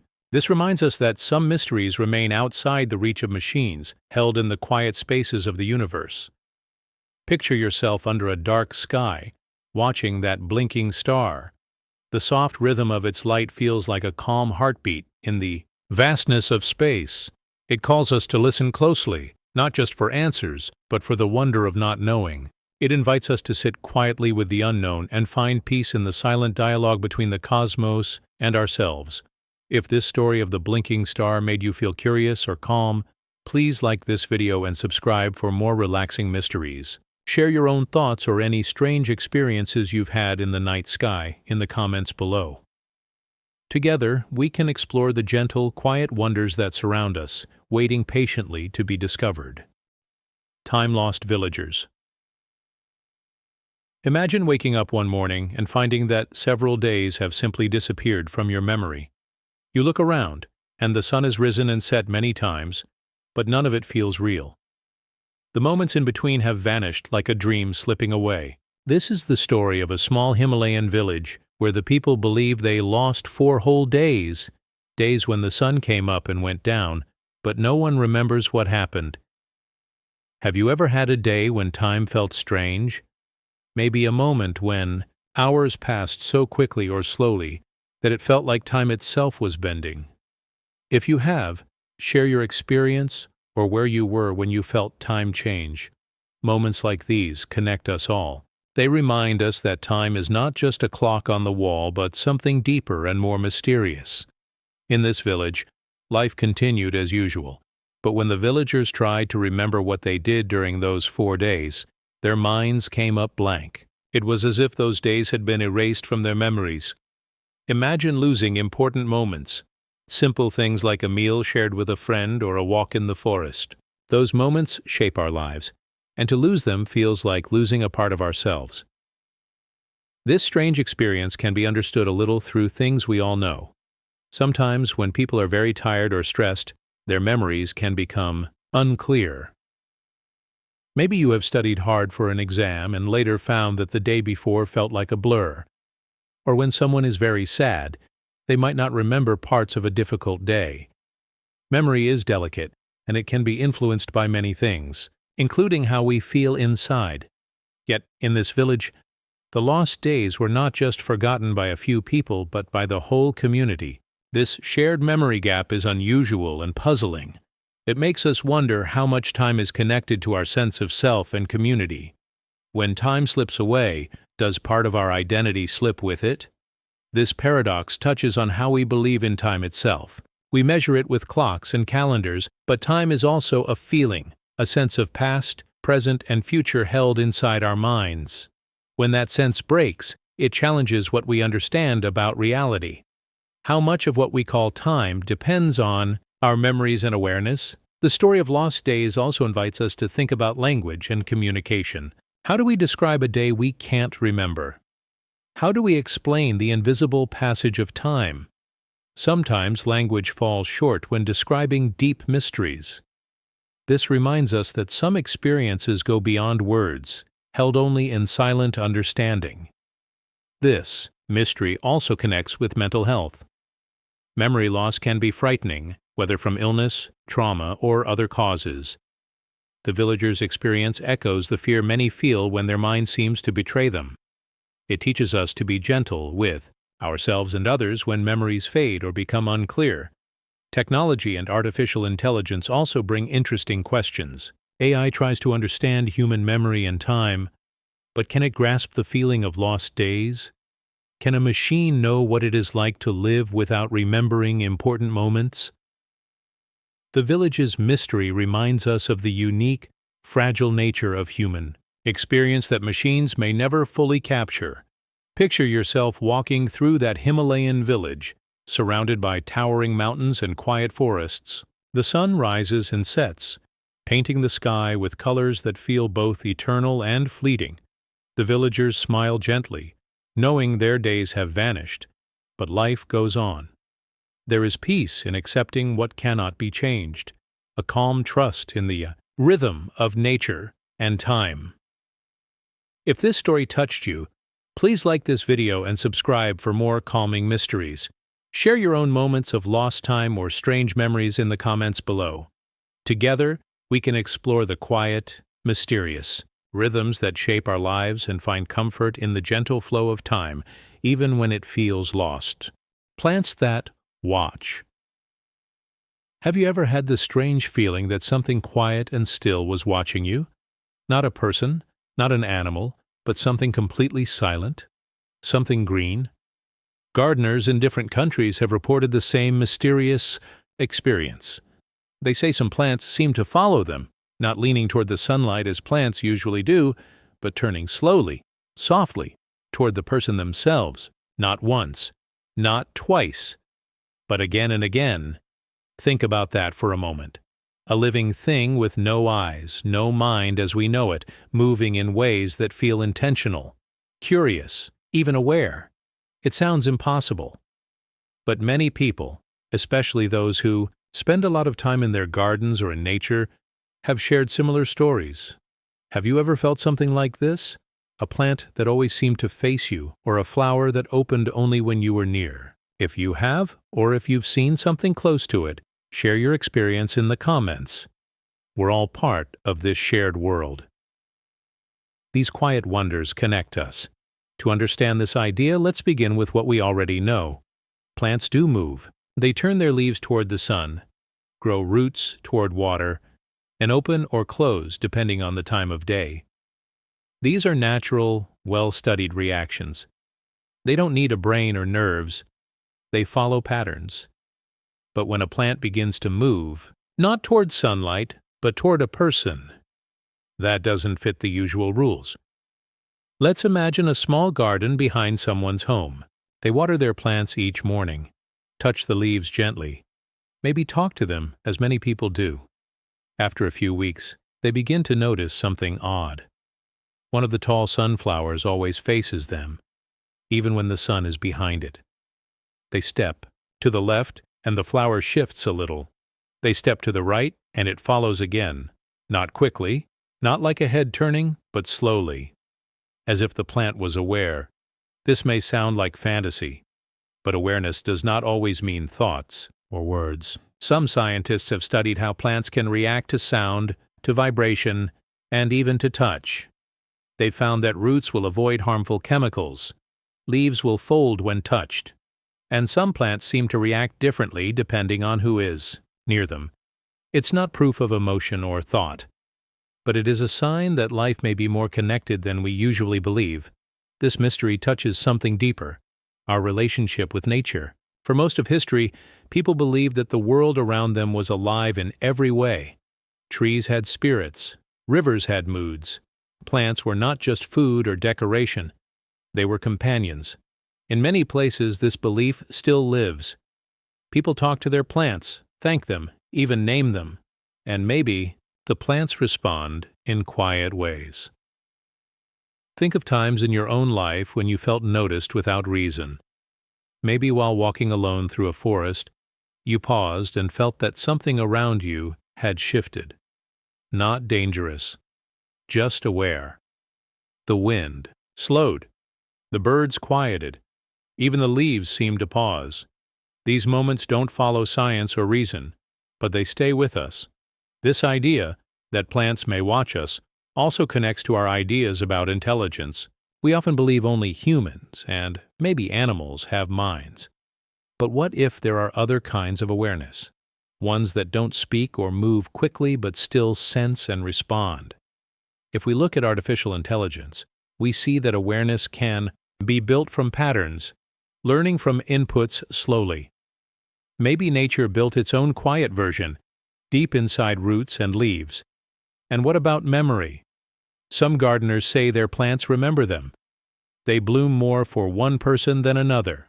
Or they only grow strong when a certain caretaker is near.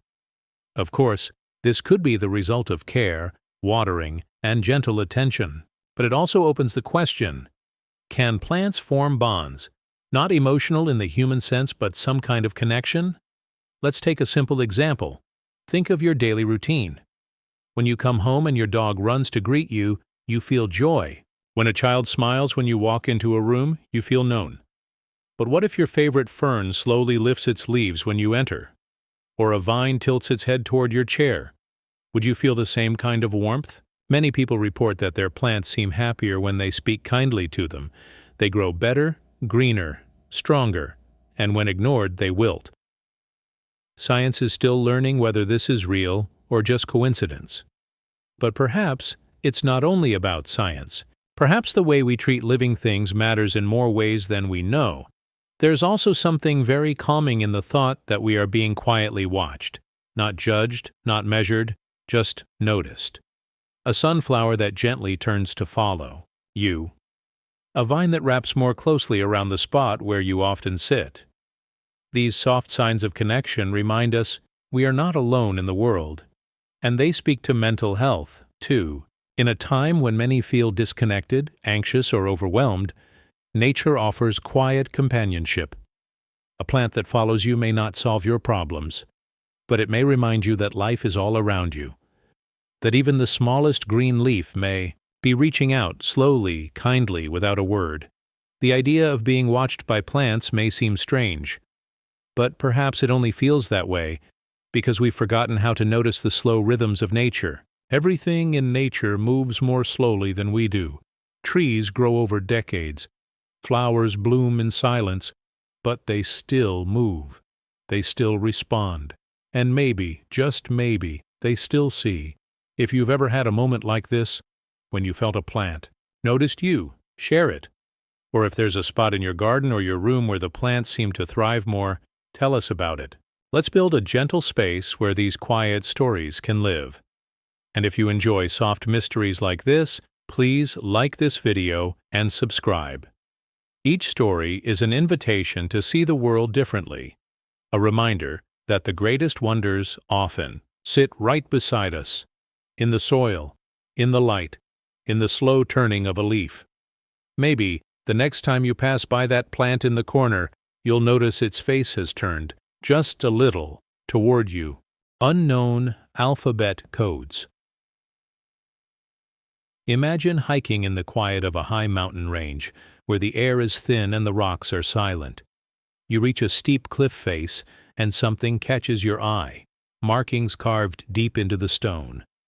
Not graffiti, not letters you recognize, but rows and rows of clean symbols, carefully shaped, worn by time, and unlike any language you've ever seen. They don't match any alphabet, ancient or modern. No one has been able to read them. And what's most unsettling, some of these symbols are older than any human writing ever recorded. This isn't just a story from one place.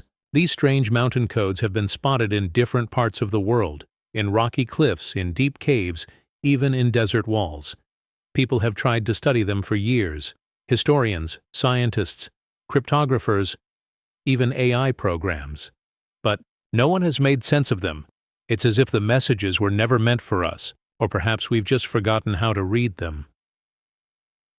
Have you ever seen something that looked like a message, but you couldn't understand it? Maybe a dream that felt like it had meaning, but the meaning slipped away when you woke up.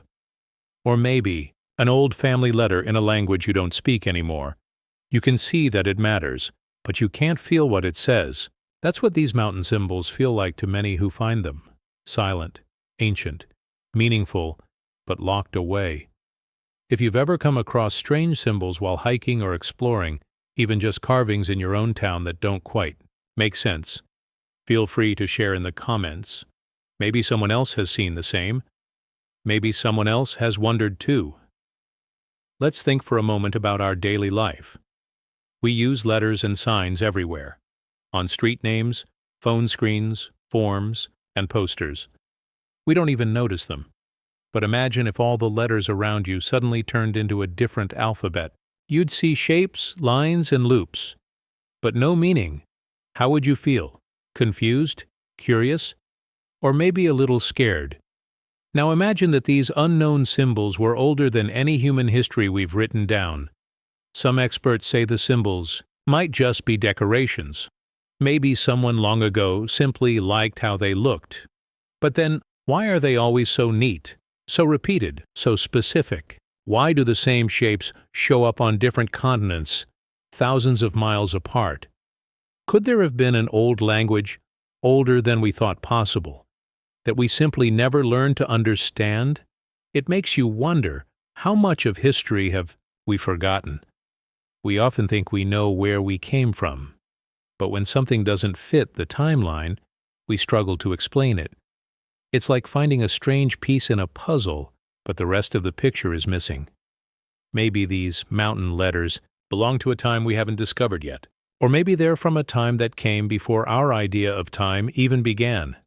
Some believe the symbols could be a kind of code, not a language to speak, but a message built on numbers, shapes, or even emotions. Just like how music is a code of sound, or how a painting can say something without using words. If that's true, then maybe we've been looking at them the wrong way, not as words to read, but as feelings to sense. Others have asked if the carvings were meant for us at all. What if they were made to be seen from the sky, not the ground, or by people who thought and felt in a way completely different from us? We often assume the past looked like our present. But what if the people who made these symbols didn't think in straight lines, didn't speak in sounds, didn't write to explain, but to remember? This brings up something deeper, our trust in language itself. We use it every day to explain our feelings, share our thoughts, and make sense of the world. But sometimes, language isn't enough. Have you ever tried to describe a moment that was too beautiful or too strange for words? A sunset that made you cry? A dream that stayed with you? A memory that doesn't quite feel like yours? That's where these unknown codes live, in the space where language ends and something older begins. Even today, with all our technology, we still struggle to understand certain things. We build machines that can speak, translate, and even write stories. But no machine has yet cracked these symbols. AI can recognize patterns, but it can't feel the weight of mystery. It can't feel that quiet sense of standing in front of something old and powerful. Something waiting. There's also something grounding about these carvings. They remind us that not everything in life has to be explained right away. In a world that moves fast, where answers are just a click away, these ancient symbols teach patience. Maybe we're not supposed to decode them yet.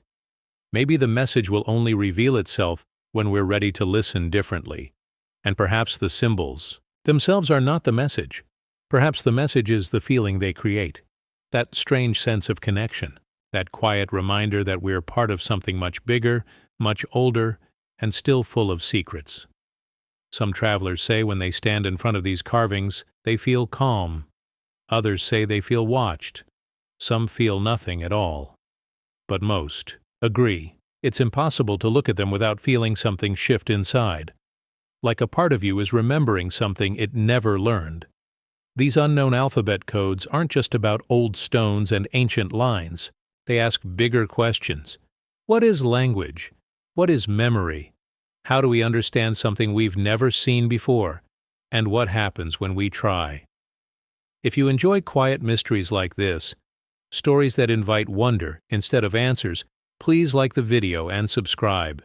And if you've ever felt a moment of strange understanding with something you couldn't explain, share that too.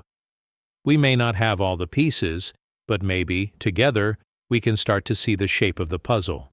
And next time you walk past a wall, a stone, or a piece of art, pause. Look closer. There might be a message there. Not in the words you know, but in the feeling that rises. The quiet awareness that something old is still whispering, even if we don't yet understand what it's trying to say. Room that shifts. Imagine waking up in the middle of the night and realizing something feels off.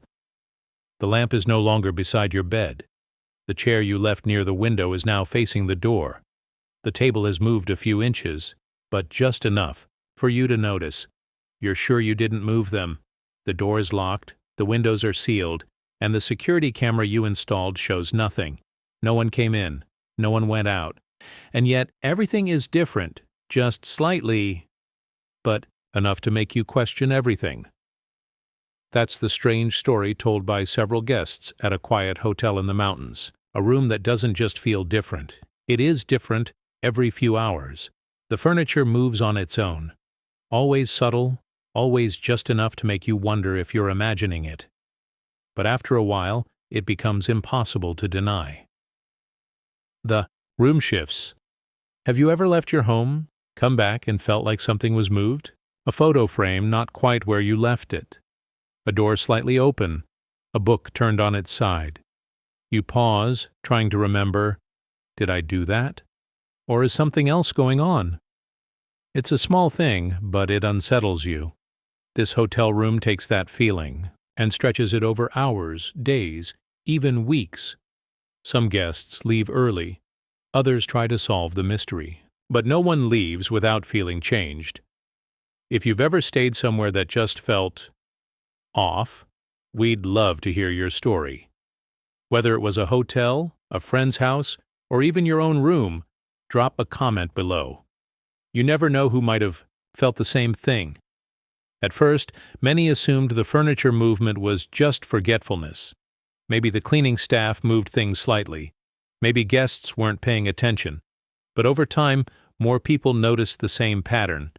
Objects moved. At regular times, every hour, almost like clockwork.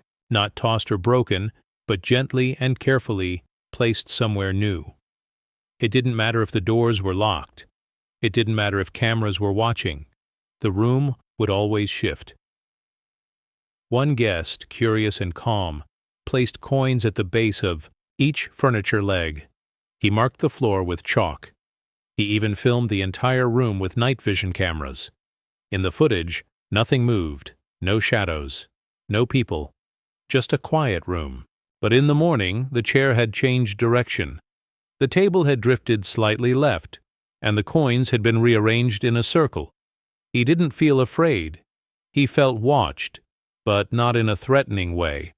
More like being observed, like the room itself was studying him. And he began to wonder, what if the room was alive? It sounds impossible, but let's think about it. We often give meaning to the places we live in. A childhood bedroom can feel like it remembers us. A home can carry emotion. A room can feel warm or cold, safe or strange, even when the temperature doesn't change. Is it so hard to imagine that a space could change in return? Sometimes when we're under stress, like during exams, big life changes, or difficult conversations, we might not notice small things around us. But our mind does. It catches every shift in light, sound, and space. That's why something as small as a moved chair can feel huge. It's not just about the object. It's about the fact that we didn't control it. That lack of control can make people anxious, but it can also make them wonder. If the room is moving by itself, what does that mean for how we understand space, or time, or even our own senses? If cameras see nothing, but furniture still moves, what are we missing? Some have suggested the movements might be caused by vibrations, like tiny shifts from underground tremors or the building settling, but engineers have checked. There are no patterns, no sounds, no signs of shaking. Others wonder if the furniture has magnets hidden inside, controlled remotely. But why? And who would go to such trouble in a quiet, nearly forgotten hotel? It's possible this room is just a clever trick, a prank, an illusion, but even if that's true, the effect it has on people is very real. Guests report feeling calm but alert, like their senses are sharper. They notice small details, not just in the room, but in themselves. Thoughts become more vivid, dreams more strange. Some even feel like they've remembered something they didn't know they forgot. And that brings us to something deeper. Why do we want rooms to stay the same? Why do we expect furniture to remain still? Is it because change reminds us that we're not in control, that time moves even when we're not ready? Or is it because a room that shifts makes us question whether reality is as solid as we think? We spend our lives building routines. We brush our teeth the same way, walk the same paths, sit in the same chairs. It gives us comfort. But when the familiar becomes unfamiliar, our minds open. We start to see again, not just with our eyes, but with our attention. The room that shifts might not just be playing tricks. It might be showing us how much we take for granted. Imagine if our emotions could move objects, if sadness tilted a table, if joy opened a window. If fear turned a chair to face the wall? Maybe the room is reacting to us. Maybe the reason it changes is because we change. And maybe that's the real message, that even the quietest rooms are never really still because we bring motion into them, our thoughts, our feelings, our energy. In some old cultures, rooms were seen as more than walls and furniture. They were treated like living spaces with spirit, memory, even mood. If someone was ill, the room was cleaned and rearranged, not just for health, but to balance its energy. In that way of thinking, the room isn't misbehaving, it's responding. Listening. Shifting to help us in ways we don't yet understand. The moving hotel room could be a mystery, it could be a trick, or it could be a reminder that the world still holds wonder, that not everything has to be explained, that sometimes it's okay to let go of needing answers and just sit in the feeling of something strange and beautiful. If you enjoy slow, thoughtful stories like this, ones that open the door to something deeper, please like the video, leave a comment and subscribe. Your support helps us keep exploring the quiet corners of the world where reality bends just a little. And if you ever stay in a room that feels like it's watching you, like it's gently shifting around you, don't be afraid. Just notice, breathe, let yourself feel the moment. You may not solve the mystery, but you'll carry it with you. A soft whisper that reminds you the world is always moving, even when it looks still. When eyes lie. Imagine waking up one day, stepping outside and realizing the sky no longer looks blue. It has a greenish tint. The trees look dull, almost gray. The stop signs aren't red anymore. They appear dark brown or faded black. You blink, rub your eyes, even try on someone else's glasses. But nothing changes. Everything still feels familiar and yet completely wrong. That's what thousands of people in one quiet town say happened to them. A shift in color, a world that stayed the same but looked entirely different. Their eyes weren't injured. Their health was fine, but the colors, they lied. Have you ever looked at something and felt unsure of what you were seeing? Maybe during sunset, when the light bends and everything glows strange. Or maybe after staring at a screen too long, when your eyes feel tired and white walls begin to turn yellow. Sometimes it's not the world that changes, it's how we see it. But what if you couldn't trust your eyes? Not just for a moment, but for days, weeks, even years. If you've ever experienced something like this, or if you've visited a place where colors seemed off, we'd love to hear about it. Share your story or your hometown in the comments. You're not alone. The town in question doesn't appear different on the map. It has trees, roads, houses, just like anywhere else. The people go about their lives, shopping for groceries, walking their dogs, having dinner with family. But quietly, behind closed doors, they speak of something they can't explain. There, children come home from school saying the crayons look wrong. Artists stop painting because the colors on their canvas look faded. Drivers begin to question the traffic lights, unsure if they're seeing red or gray. Doctors and scientists were called in. Eyes were tested. Screens were checked. They found nothing wrong. Some even joked that it was all in their heads. But that didn't explain why so many people, from different backgrounds and ages, all reported the same shift. Some saw blue as green. Others saw red as gray. And a few couldn't describe the change at all. Just that something felt off, like the world had been retinted without warning. We often think of vision as truth. What we see, we believe. But our brains do a lot of work to make sense of what our eyes send in. Light enters, bounces, bends. Our mind interprets it into shape and color. It fills in gaps, corrects shadows, adjusts for lighting. That's why optical illusions can trick us. It's not our eyes failing, it's our brains guessing wrong. So if one town's brain, so to speak, starts guessing differently, what could be the cause? Some believe it's to do with light. Maybe something in the atmosphere shifted. A rare type of cloud, a pattern of dust or pollen, something invisible but strong enough to bend light ever so slightly, enough to change how colors appear without touching anything else. Others think it's electromagnetic, something underground or in the air, changing how our nerves fire. And some think it's emotional. That shared stress or memory, even grief, can influence what we see, even if we don't notice it. It's strange, isn't it? How much emotion can shape vision? Think of a rainy day when you're feeling sad. Everything looks gray, even if the flowers are still colorful. Or moments of joy, when everything feels brighter, sharper, more alive. Sometimes it's not the eyes that lie, it's our feelings quietly shifting the lens. We don't talk about that often, how deeply personal sight is, how two people can look at the same photo, and one sees warmth while the other sees loneliness. It's the same with memories. You remember a room as cozy, someone else remembers it as dark. The room didn't change, but the eyes, the heart, behind them, that changed everything. The color shift in that town became something more than a mystery. It became a symbol of how fragile our connection is to what we call real. If the sky can turn green but feel normal, if red can fade into gray and people keep driving as if nothing happened, what else are we accepting without question? It also made people pause, to slow down, to look at things again, carefully, with wonder. Flowers that used to seem boring became strange and curious. Food tasted slightly different because it looked different. Children asked more questions. Old people remembered how their eyes had once seen black and white films. Suddenly, vision wasn't just something we used, it became something we explored. And maybe that's what this is really about.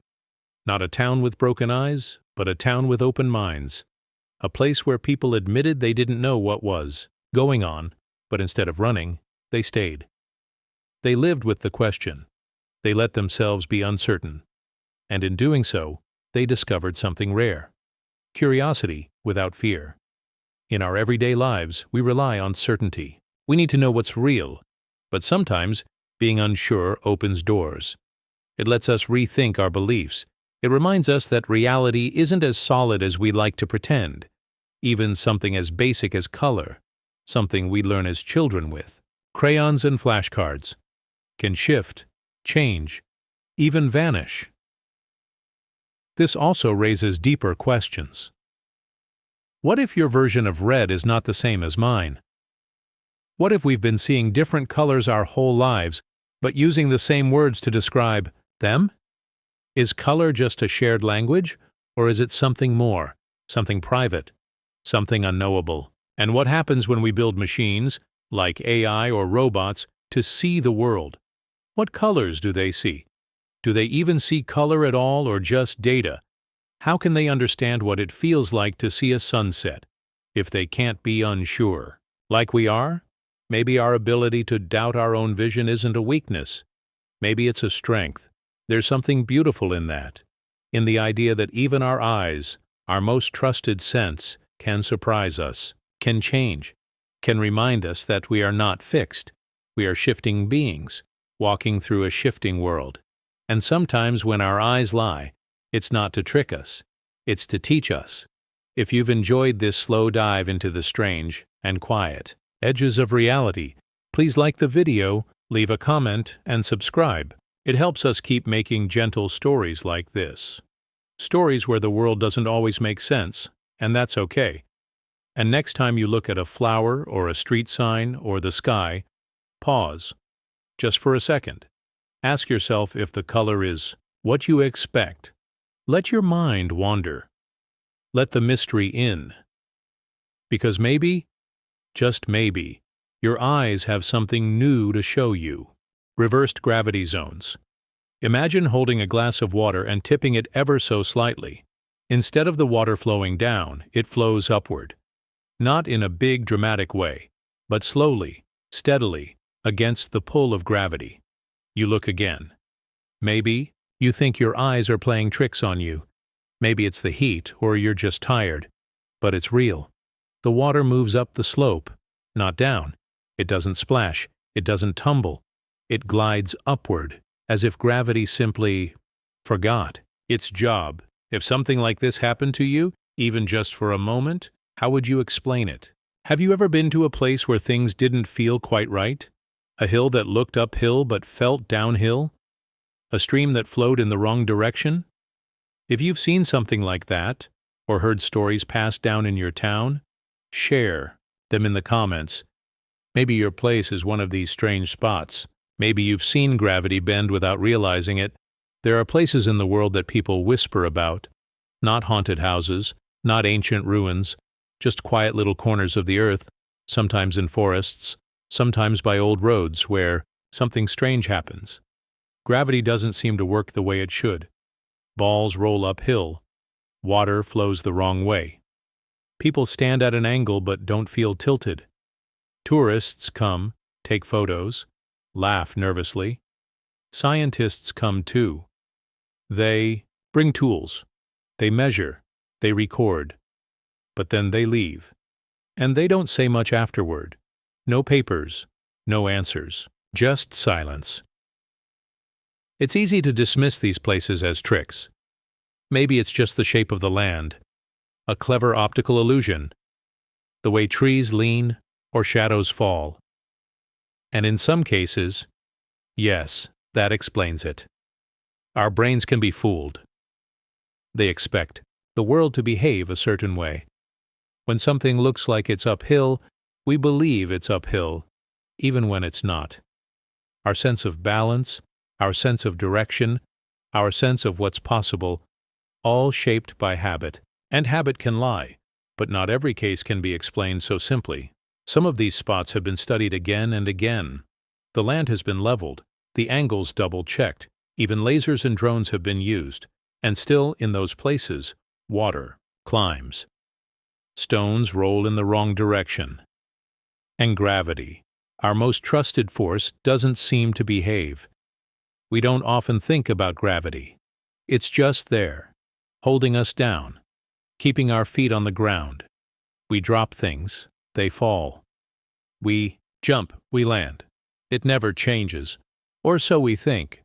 But what if it's not as fixed as we believe? What if there are pockets in the world, tiny ones, where the rules bend?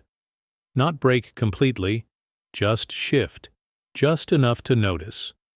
Think of gravity as a quiet agreement between the earth and everything on it, an invisible thread pulling down. What if, in some rare places, that thread tangles, or weakens, or even reverses just a little? The change might be so slight that we only notice when something small, like water, moves in a way we didn't expect. These reversed gravity zones don't cause earthquakes, they don't flip cars, they don't make people float. They just hint, softly, gently, that something's different. And that gentle hint might be scarier than any big event. Because it's subtle, because it stays unexplained. Some believe it's magnetic, that something deep underground creates a strange pull. Others say it's about the shape of space-time itself. That gravity isn't really a force, but the way space bends, and in these zones the bend might be flipped, just enough to confuse the path of falling water. But none of these ideas are confirmed. They remain ideas. No clear proof, no full answers. And then there are the stories, local tales, passed down for years, about animals that avoid the area, birds that fly around it, compasses that spin without warning, phones that lose signal, dogs that bark at nothing. Simple, strange details, easy to ignore, but they build up, like pieces of a puzzle with no box to show what the picture is supposed to be. These places also invite deeper questions about how much we truly understand the world, about how much we assume is permanent. If gravity can change in a small area, even a little, what else can shift? What other invisible systems might flicker or twist? The air we breathe, the way sound travels, the way time moves. It touches something deeper in us, doesn't it? This fear that the ground beneath us might not be as steady as we think. That even the most basic truths could stretch, twist, or reverse. It reminds us how much we rely on things we can't see. We trust them completely, until they act differently. And when they do, we're left not just confused, but unsettled. It also speaks to how much we want answers. When scientists come and leave without explanation, we feel frustrated, but also curious. Maybe they know more than they share. Or maybe, just maybe, they're just as confused as we are. Maybe even the most educated minds are still guessing, and that's okay. Not knowing is not failure. It's part of wonder. It's part of what makes the world worth exploring. These zones, these odd, tiny places, remind us that mystery still exists, even in a time when we think we've mapped everything, measured everything, named everything. Think of how many times in life we face the unexpected, a relationship that changes without warning, a decision that feels right but turns out wrong, an exam where you studied all night but the question made no sense. We think we understand things, until we don't. And in those moments, we feel a little like water climbing uphill, moving in a way we didn't choose toward something we can't see. These reversed gravity zones are physical examples of that feeling, of life going the wrong way, or maybe just a different way. Not dangerous, not broken, just surprising, just unexplainable. And maybe that's the real lesson, that not everything needs an answer right away, that it's okay to stand on strange land and say, I don't understand this. Maybe we're not here to explain everything. Maybe we're here to experience the wonder of not knowing. So if you ever find yourself in a place where the world feels off, pause, watch the water, roll a stone. Trust your senses, but also your doubts. Let yourself be amazed. And if you do find such a spot, take a moment to share. Others might be looking too. If this kind of calm curiosity speaks to you, we'd love if you like this video, left a comment, and subscribed. It helps us keep making gentle journeys like this, where the world is full of quiet wonders, and mystery is something to sit with, not run from, because maybe gravity doesn't always pull us down. Sometimes, just sometimes, it lifts us into questions we didn't know we needed. The mirror world. Have you ever looked into a mirror and felt, just for a second, that something was watching you back, but not quite you? That maybe behind that glass, there was more than just reflection. What if someone told you they didn't just dream about this? They woke up inside it? Not in their sleep, not in their mind, but truly awake. In a world that looked like this one, but flipped, bent, and somehow wrong. Maybe it sounds like fiction, like a strange story told around a fire. But some people claim they've lived it, briefly, unexplainably, as if their minds, or something deeper, had slipped into a mirrored version of reality, where everything looks the same at first, until it doesn't. Have you ever had a moment where your reflection moves slightly differently than you, or a feeling that something on the other side of the mirror was almost aware? If you've experienced something like this, or even just felt uneasy near mirrors, share it in the comments. You're definitely not alone. Let's think about mirrors for a moment. They're everywhere. In bathrooms, in hallways, in cars. We look at them casually. We trust them to show us the truth. But mirrors never show reality as it is. They reverse it. Left becomes right. What's close seems far. What's far seems close. We never see ourselves the way others do. Only the mirror's version. It's strange, isn't it? That we recognize ourselves most through something that is always the opposite. Even more strange is how easily our minds accept it. We see the flipped version every day but rarely question it. We just call it a reflection and move on. But what if that reflection wasn't just a copy? What if it was a doorway? Some people believe they've crossed that doorway, not by touching the mirror or stepping through like in a movie, but in their awareness. They say they woke up in a place that looked almost exactly like our world, but everything was mirrored, not just directions, but moments, feelings, choices. The people were the same, but not quite. Familiar streets curved the wrong way, clocks ticked backwards, and the smallest things felt impossibly off, like the world itself was holding its breath. Some say it lasted only minutes, others claim hours, and when they returned, they felt different. Like a part of them had stayed behind, or brought something back. They weren't hurt, just quiet, changed, unsure of what was real anymore. Now, of course, these stories are hard to prove. Science would say these are dreams, or tricks of the brain, and maybe they are. The brain is complex. It can make us feel things that aren't there. But still, why do so many describe it the same way? The same feeling of waking up, not dreaming, in a mirrored world. It could be that mirrors remind us of something deeper. Not just what we look like, but how we see ourselves. Have you ever stood in front of a mirror too long and started to feel strange? Like you were no longer looking at yourself, but at someone else? That eerie distance, even though you're inches apart? That's more common than you might think. There's even a word for it: mirror self-misidentification. It happens when the brain gets confused about who it's looking at. But it opens a bigger question. What if the self we think we know is not as stable as we believe? Mirrors challenge our sense of reality. They show us a world that looks like ours, but is always the opposite. And maybe that's why they're so unsettling. They remind us that our view of the world is not the only one, that there could be other versions, just one step away, one pane of glass away.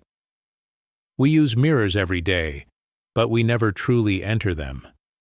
We trust that the image will always follow us, always behave. But what if, one day, it doesn't?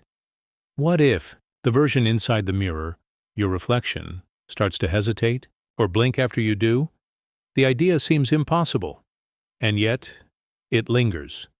Think about how often we rely on reflections, in makeup, in driving, in trying on clothes. We use them to confirm who we are. But what if they don't confirm? They distort, not just physically, emotionally, mentally. When we look too long, do we start to see not what's real, but what we fear, or what we wish to be? It's no surprise that mirrors are often used in stories to explore deeper themes. Identity, doubt, hidden selves, even artificial intelligence. AIs, like mirrors, reflect what we give them, but not always accurately. They flip, remix, reframe. And sometimes what comes back doesn't feel quite human anymore. The idea of a mirrored world touches something very real in our psychology. The fear that what we know could reverse, that the rules could flip, that we could wake up one day in a world where everything is familiar, but wrong. Not nightmarishly wrong, just off. Slightly. Enough to make us question everything. It's like walking into a childhood home that's been rearranged. The furniture is all there, but in different places. The walls are painted the wrong color. And your room is no longer yours. You know where you are, but it doesn't feel right. That's what some say the mirror world feels like. And just like in real life, the smallest changes matter most. A streetlight flickering the wrong way, a friend saying something they never would, a clock moving counterclockwise. These details stack up, not enough to scream, but enough to whisper constantly that something has shifted. It reminds us of moments in our own lives when things reversed. A friendship suddenly ending, a plan falling apart, a dream that felt so real you woke up shaken. These moments show how fragile our sense of control is, and how easily it can turn. We like to think reality is solid, that what we see is what's true. But the mirror world asks us, what if it's not? What if there's another version of you, just a breath away, living a life slightly different? Not better, not worse, just reversed. Would you recognize yourself? Would you even believe it was you? The more you think about it, the more mirrors start to feel like memories. They hold pieces of us we forget, smiles we fake, frowns we hide. And sometimes they hold secrets too, thoughts we never speak, questions we never ask. Some say the mirror world is a metaphor for regret, for lost chances, for the roads we didn't take. Others believe it's real, a hidden layer of reality only glimpsed in rare moments of mental clarity or confusion. Whatever it is, it stays with those who feel it, like a shadow just behind the glass, not threatening, but watching. waiting for us to notice. If this kind of quiet mystery speaks to you, consider liking this video, leaving a comment, and subscribing. It helps us keep exploring these strange, thoughtful places where questions matter more than answers. And wonder is something we welcome, because maybe the mirror doesn't just reflect who we are, it shows who we could be in another world, just on the other side of the glass. Eternal footsteps. What if one morning you walked across a stretch of sand, and the marks you left behind never faded? Not after an hour, not after a storm, not even after years. Just imagine your footsteps frozen in time, untouched by wind or weather, while everything else moves on, as if the earth decided to remember you forever. It sounds impossible. Sand is always shifting. You walk through it, and your steps slowly disappear. The wind covers them, time erases them. That's how it's always been. But in one part of the desert, something strange happens. Explorers have noticed a mystery that no one can quite explain. Footsteps that don't vanish. They come back to the same spot after days, weeks, or even months, and the prints are still there. Perfect. Untouched. Like someone just walked by. But no one did. No new person passed. No machine stamped them. Just footprints, waiting, as if the desert itself is holding its breath. Have you ever been to a beach or a sand dune and watched your footprints slowly disappear? Maybe the tide came in or the wind brushed them away. Maybe you even tried to cover them yourself, dragging your hand across them. There's something peaceful about that. Knowing the earth always resets, that we leave, and nature moves on. But in this desert, nature doesn't move on. It holds on, to shape, to shadow, to silence. And it leaves everyone wondering, why? If you've ever been to a desert or a remote place where time felt slow, where silence felt louder than sound, share your experience in the comments. Let us know where you were, what it felt like, and if anything strange stayed with you afterward. These quiet mysteries connect us more than we think. Now, when people first heard about these never-fading footsteps, they thought it was a mistake. Maybe the sand had hardened. Maybe someone carved the prints. But again and again, new explorers tested it. They'd walk, wait, return, and the footprints would still be there. Even after heavy winds, even after weeks of harsh sun, it's not just one set of prints either. It's any that are made in a certain stretch of land, almost like the desert wants to remember, or refuses to forget. Let's think about that. Why would nature keep a trace of something so small? Why would something as soft and shifting as sand act like stone? And why in this one place? It reminds us of other moments in life when something small refuses to disappear. A memory, a word, a moment you thought would fade, but doesn't. No matter how much time passes, no matter how much you try to forget, it's still there, clear, sharp, like it just happened yesterday. Maybe these footsteps are a reflection of that feeling, a physical version of emotional weight. When a person walks through a place with meaning, maybe the earth listens, or maybe, just maybe, it listens all the time, and only in certain places does it answer. Some scientists tried to explain it, with conditions, that maybe the sand is held together by a unique mix of minerals, or that the temperature at night hardens the surface just right. And maybe that's part of it. But even those theories fall short, because the same minerals exist elsewhere, the same climate too, but only this desert behaves like this. Others suggest something deeper, that maybe the ground remembers, not with thought, but with form, that certain moments leave a mark, more permanent than we understand. In that way, it's not so different from the way our minds work. Think about it. Some memories vanish quickly. You forget what you had for lunch last week, or the name of someone you met once at a bus stop, but other memories stay, no matter what. A look someone gave you, a conversation that changed you, a decision you made in silence. These memories are like footprints in your mind, ones the wind never takes. The desert's eternal footsteps might be the same. Maybe someone walked there during a powerful moment. Fear, hope, loss, or love. And somehow, that energy shaped the ground. And now, everyone who passes by leaves something behind. That idea of places carrying memory isn't new. Many cultures believe that land can hold energy, that certain areas feel calm while others feel heavy. You don't need to be spiritual to feel it. Sometimes you walk into a room and immediately sense something is off, even if you don't know why. Other times, a place you've never been before feels oddly familiar. The desert where the eternal footsteps appear feels like that. People describe it as quiet, but not empty. Still, but not peaceful. Like something is listening, not watching, just listening. It's unsettling, but also oddly comforting. As if in a world that forgets so easily, there's at least one place that remembers. It makes you think about your own path, your own footprints, not just on the ground, but in people's lives. Do the things we do fade as quickly as we think? Or do some of our actions leave marks that others carry without even realizing? Maybe that's what this strange place is trying to show us. That what we leave behind matters, that it's not always erased, that some moments echo longer than expected, and that brings up a deeper thought. What if the footprints that never fade aren't just physical?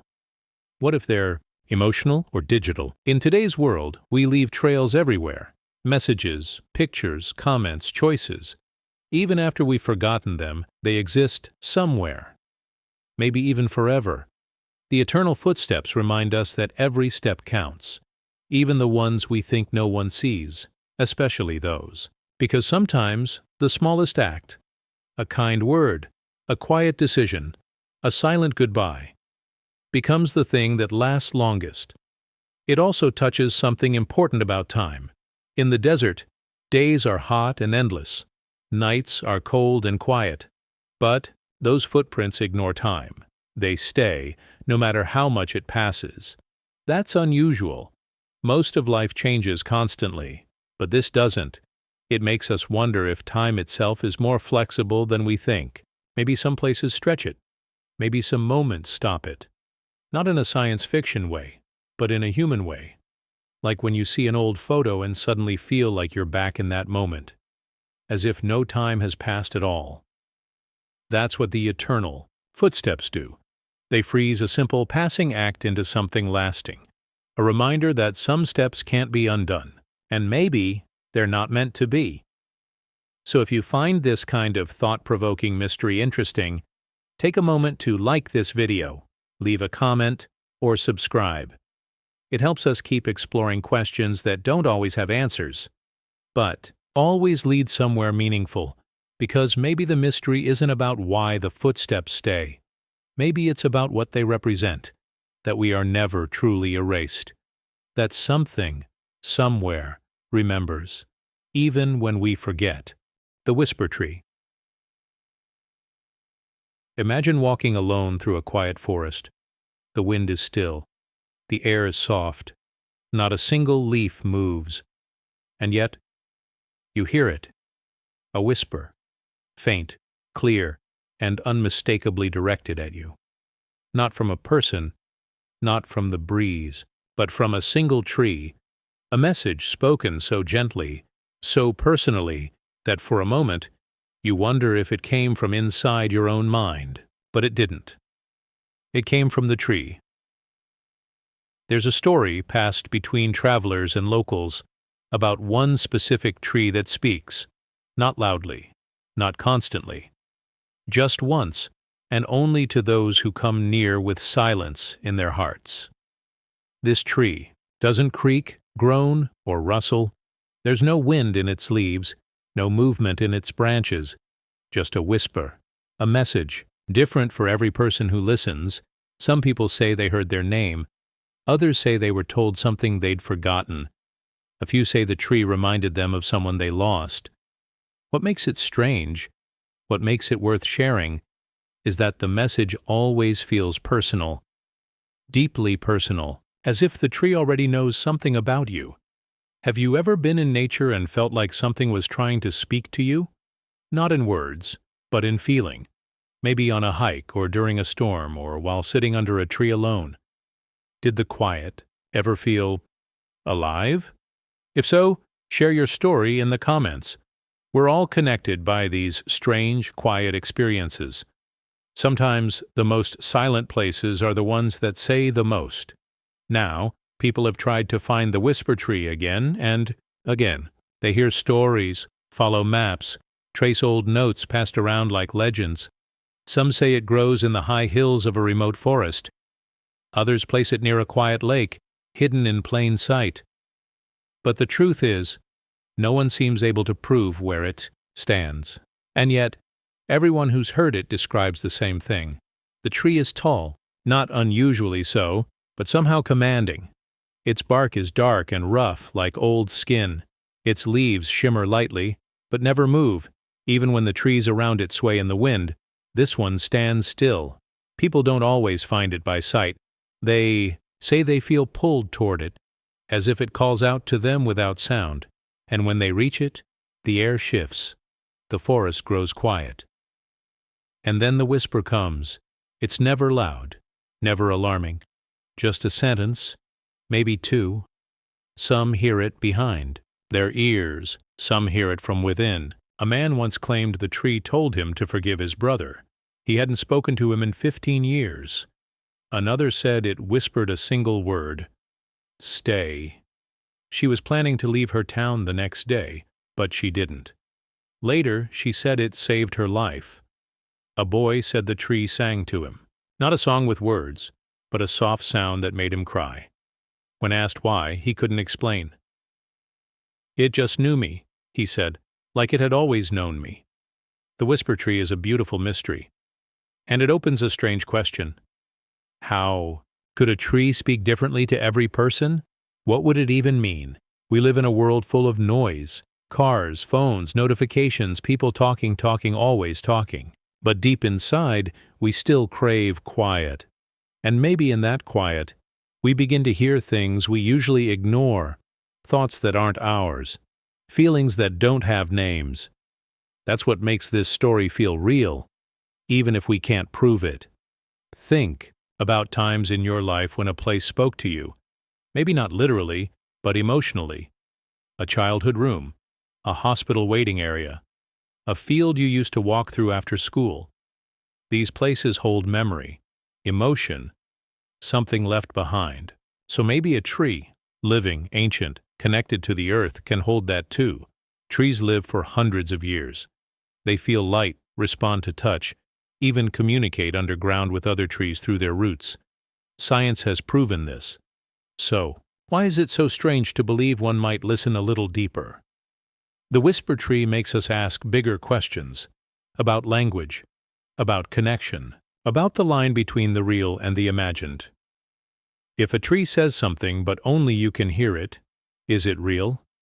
If it tells you something true, something that changes you, does it matter where the message came from?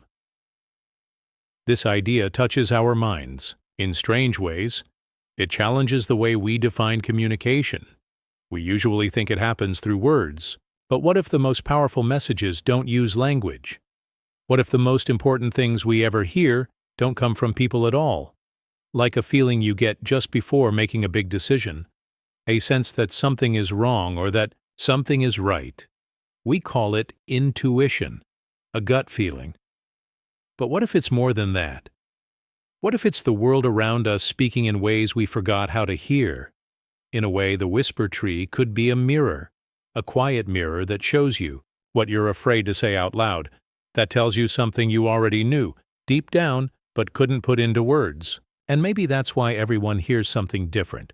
Because the tree doesn't create the message, it reflects it. And if that's true, then maybe the whisper tree isn't one specific tree. Maybe it's any tree. At the right time, in the right place, when your heart is still enough and your mind is quiet enough to finally listen. There's something healing in that idea. That the natural world isn't just background noise to our lives, but a partner in it. That we're not alone. That something is always there, ready to help us remember what matters. And in a world full of opinions, arguments, and distractions, maybe that's what we need most. A quiet space, a rooted, living listener, a reminder. If this thought touches you or makes you remember something, some moment when nature felt like it spoke to you, please leave a comment.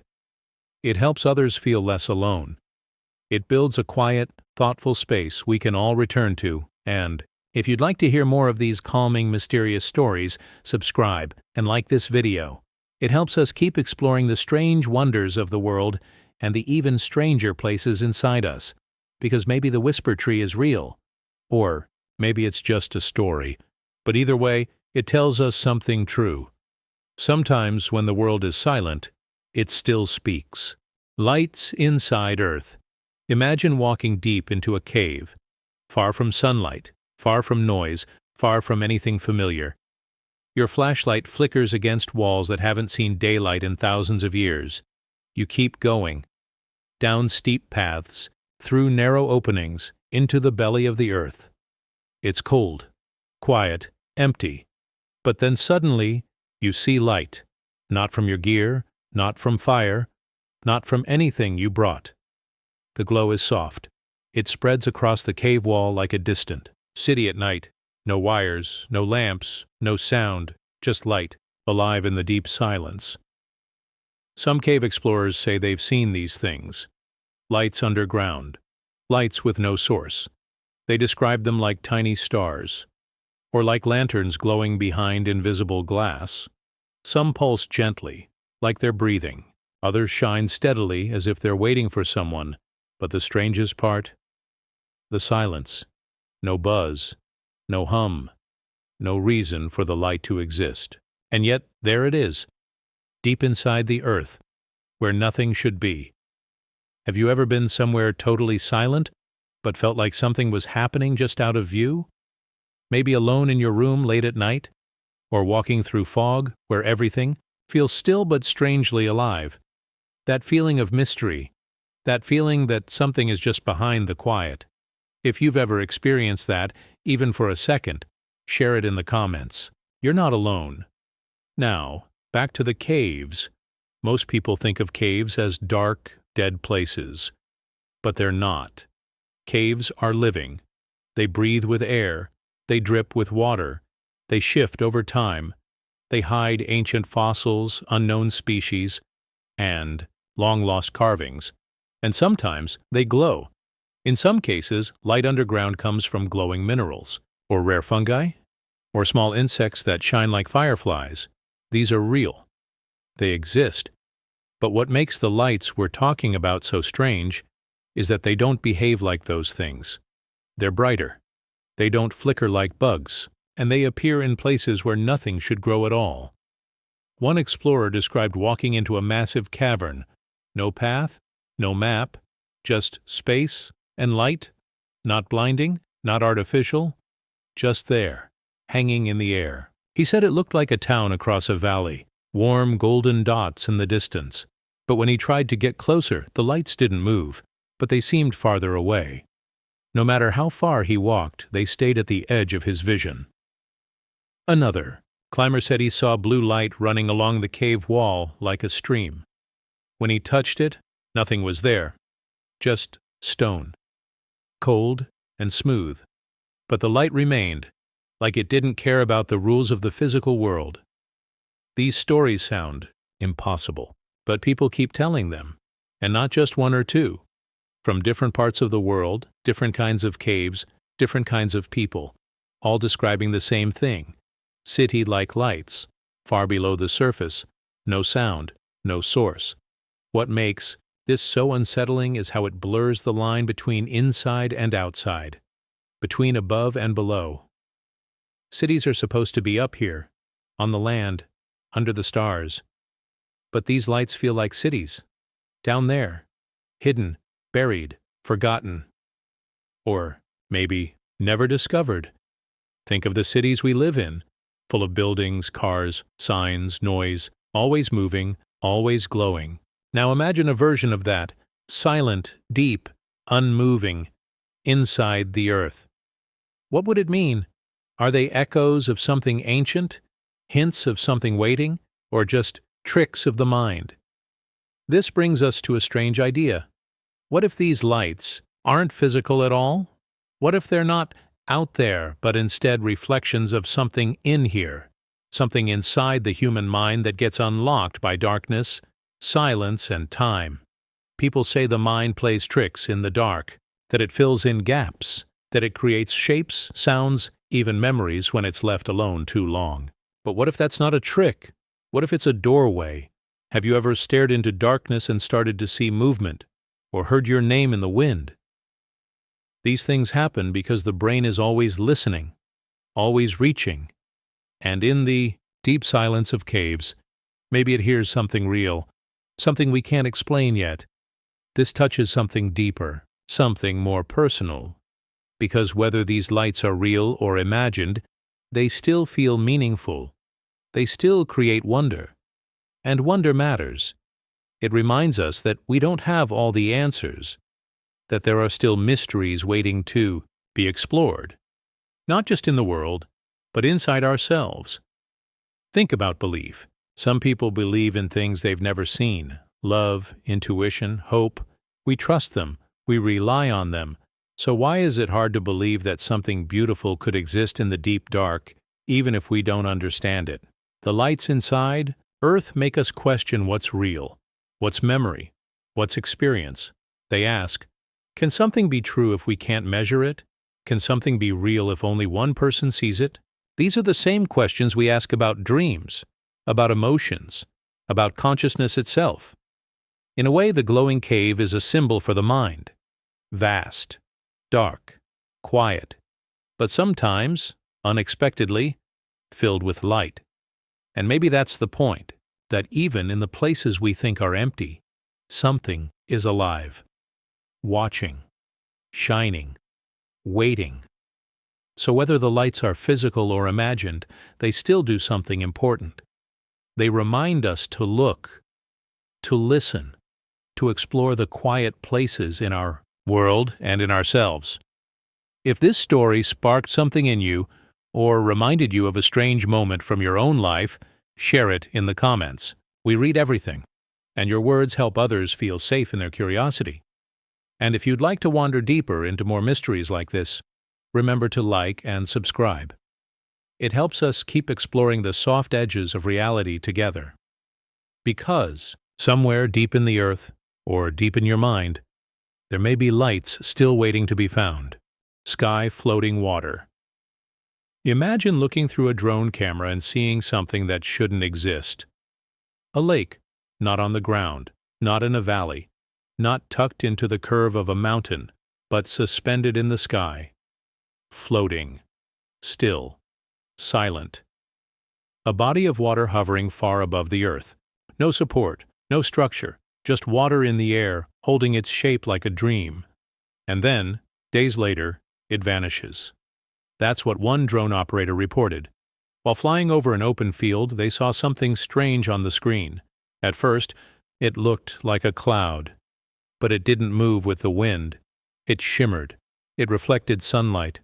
It looked too smooth, too heavy. When the drone flew closer, the picture became clearer. It wasn't fog. It wasn't smoke. It was water. Real, blue, glistening water. Suspended high in the sky. A hidden lake, floating in midair.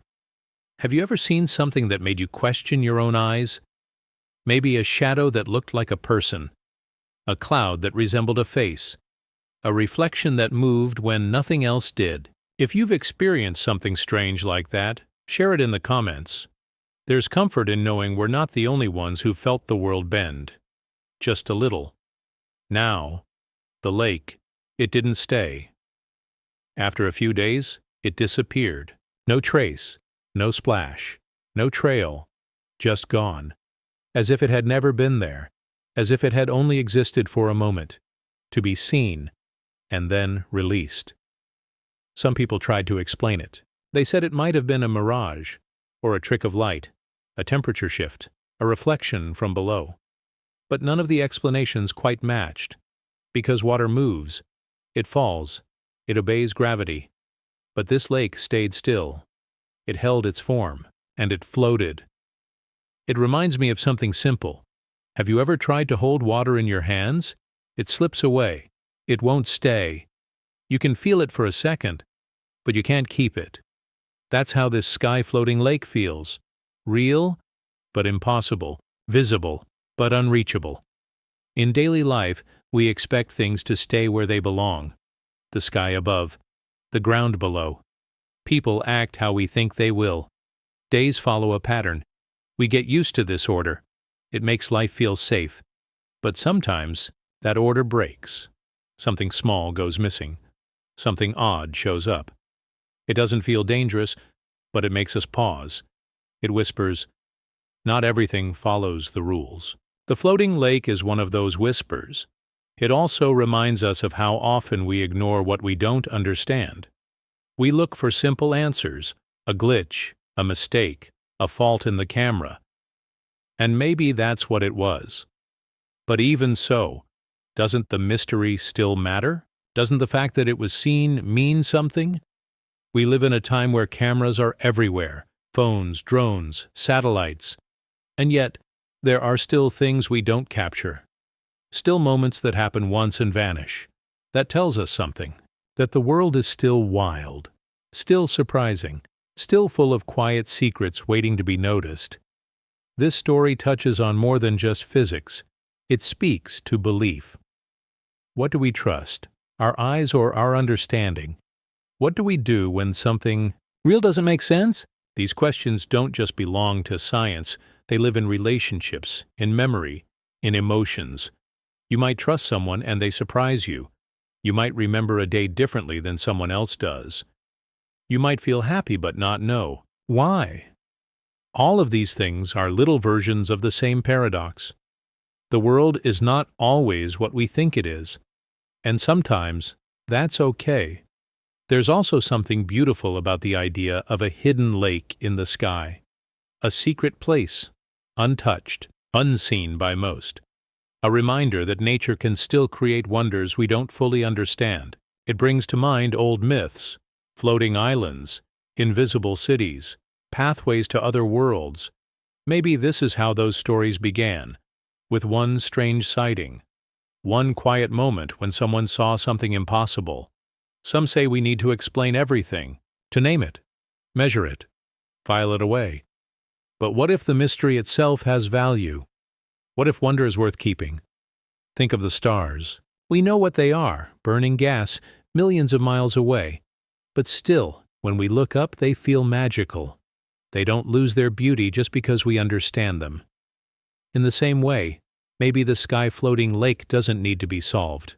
Maybe it needs to be remembered as a gentle reminder that even in a world full of facts and logic, there is still room for awe. If this story made you feel something, or reminded you of a moment when the world surprised you, leave a comment.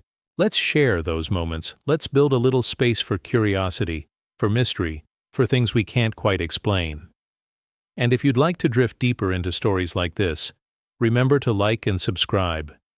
It helps us continue exploring these soft, silent edges of reality together, because somewhere out there, in a quiet corner of the sky, maybe that lake is still floating, just waiting to be seen again.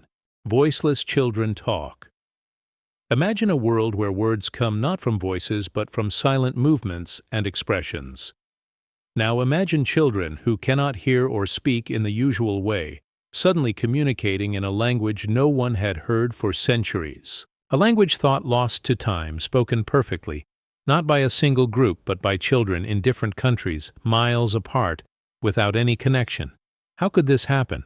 How could children with no common teacher, no shared lessons, all speak the same forgotten language and do so in perfect harmony? This story invites us to wonder about the mysteries of communication and connection. Have you ever experienced a moment where you understood someone without them saying a single word? Maybe a glance from a friend that said, "I'm here for you," or a smile from a stranger that felt like a small gift. Share your story with us. Where were you? What did you feel? When we listen to these silent conversations, we connect in ways that go beyond words. These deaf-mute children were found speaking an ancient language, a language lost in history books and dusty archives. No adults taught them. No schools knew this language anymore. Yet somehow these children were fluent. They used signs, expressions, and gestures that matched perfectly across cultures. It's like they all shared a secret code hidden deep in their minds, waiting to be discovered. Think about the way we learn languages. Usually it takes time, teachers, repetition. We hear words, practice sounds, make mistakes, and slowly improve. But these children didn't follow that path. They seemed to know, as if the language was inside them all along, waiting to be spoken again. Like a song remembered after many years of silence, this reminds us of how powerful human connection can be. Even when people cannot hear or speak, they find a way to communicate. Children especially have a natural gift for learning and sharing. They teach us that language is more than sounds. It's feeling, understanding, and empathy. It shows that sometimes silence speaks louder than words. In everyday life, communication shapes everything. We talk to friends, answer questions in exams, or explain how we feel to family. What if some messages come through without words, like a quiet moment of kindness, a gentle touch, or a knowing look? These moments prove that language is not just spoken, it is lived and shared. The story of these children deepens this truth. It shows that language can survive beyond sound, beyond borders, and even beyond time. This mystery also touches bigger ideas about how we understand the world. Language shapes how we think, how we see reality. If children can speak a forgotten language, what does that say about memory, about history, about the way knowledge lives in us, sometimes without us realizing? It makes us wonder if there are other mysteries hidden inside human minds, waiting to be uncovered. And what about the role of technology and AI? Machines learn from patterns, from data. But can they ever understand a language spoken without sound? Can AI grasp the silent emotions behind a look or a gesture? This story reminds us that human communication is rich and complex. It's not just words or signals, it's spirit, intuition, and connection. The gentle rhythm of this paradox invites us to slow down and listen, not just with ears, but with hearts. It calls us to appreciate the quiet ways people reach out, the invisible threads that connect us all. It teaches patience, kindness, and wonder. If this story touched you, if you know someone who communicates beyond words, or if you've ever felt a silent bond, please share in the comments below. Let's create a community where silence is heard and stories are shared. And if you want to explore more mysteries like this, remember to like and subscribe. Together we can journey into the quiet, surprising corners of our world, where voices may be soft or absent, but meaning always speaks. Because sometimes the loudest conversations happen without a single word. The breathing house. Imagine walking past a building and noticing something strange, walls that seem to gently expand and contract, as if the entire structure is breathing. No machines are running, no fans, no air conditioning, and yet the building appears alive in a subtle, rhythmic way. You might think it's your eyes playing tricks, or the wind causing a slight movement. But what if there is no wind? What if the house itself seems to pulse quietly, like a living being? Have you ever felt a place breathe? Maybe a room where the air feels heavy and soft, or a moment when a quiet space seems to breathe along with you. It's a feeling that's hard to explain, but easy to sense. If you have experienced something like this, or know of a place where the walls seem alive, please share your story in the comments. Let's build a community where we can explore these subtle mysteries together. The breathing house is more than just an odd building. It is a quiet puzzle that invites us to rethink how we see the world. Buildings are meant to be still and solid, safe and unchanging. But what if they, too, have a rhythm? Like how our bodies breathe without us thinking, perhaps structures have their own slow, hidden pulse. It's as if the house is alive in a way we don't fully understand. Imagine how this might feel to live inside such a house. You might notice walls shifting just enough to be felt, but not enough to cause harm.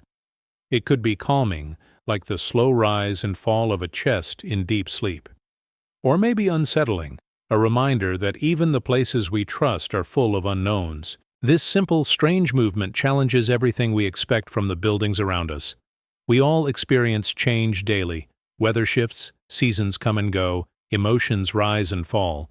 Just like nature breathes with the wind and the trees, the idea of a breathing house connects us to the cycles of life. Think of a relationship where silence stretches, then closes like a gentle breath, or a moment during exams when your nerves rise and fall like waves. These small rhythms are part of us and part of the world, reminding us that stillness is never truly still. This strange house also pushes us to question our beliefs about reality.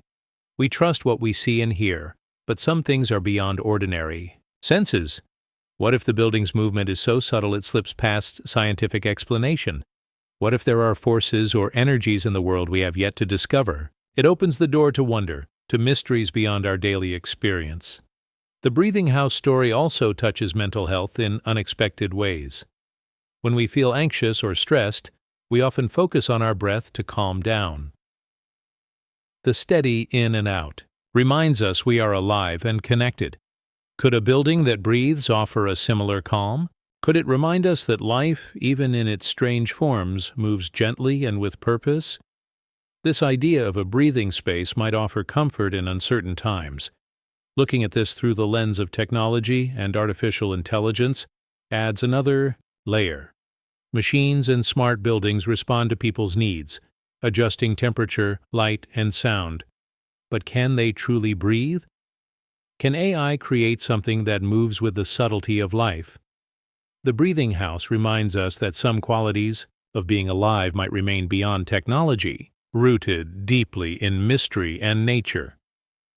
As you think about the breathing house, imagine your own safe places, your home, your favorite quiet spot. Do they have a rhythm, a pulse, a gentle breathing that you sense but cannot see? Maybe we all live, surrounded by small miracles we overlook every day.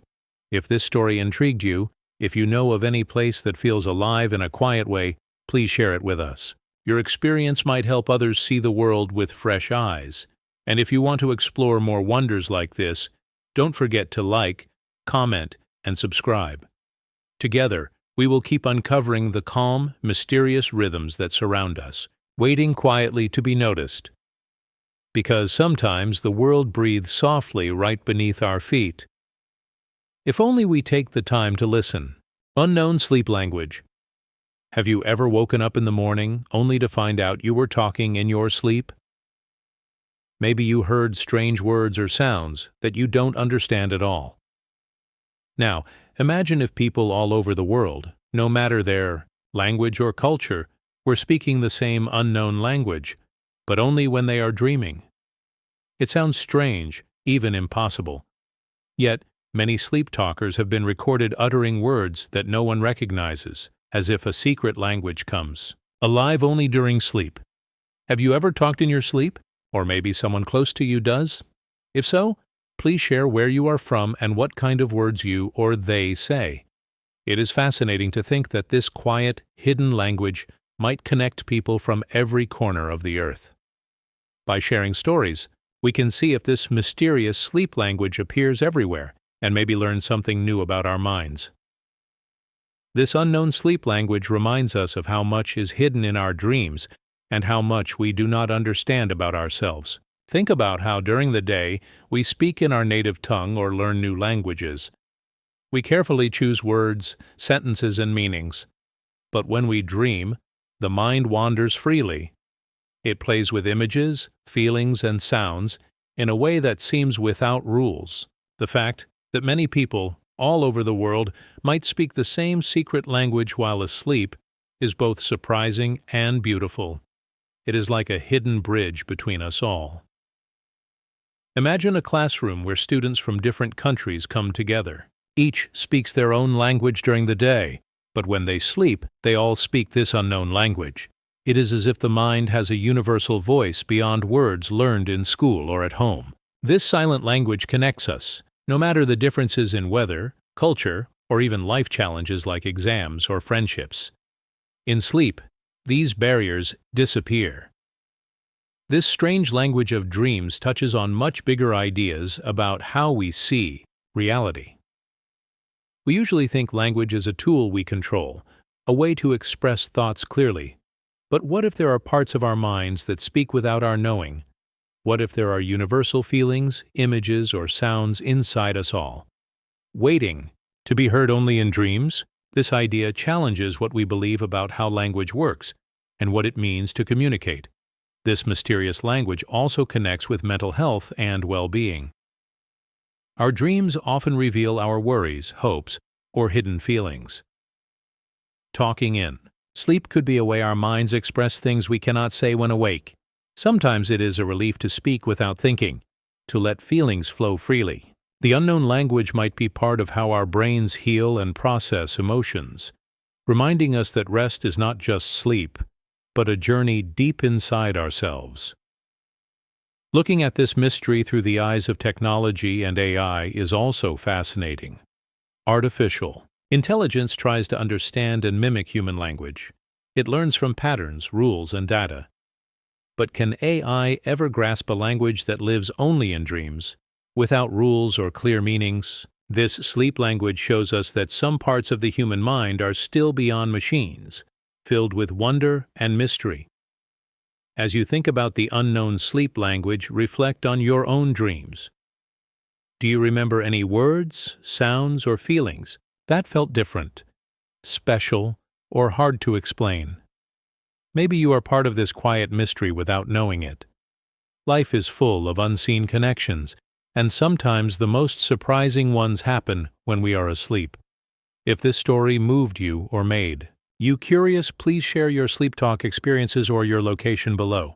Together we can explore this gentle, mysterious voice that connects us all while we rest. And if you want to hear more stories like this, don't forget to like, comment, and subscribe. We will continue to discover the soft, hidden wonders of our world and minds, always gently and thoughtfully, because sometimes the most profound connections happen when we are silent and dreaming. Healed overnight bones. Imagine breaking a bone, something that usually takes weeks or months to heal. Now imagine that bone mends completely overnight. No pain, no scars, no sign that it was ever broken.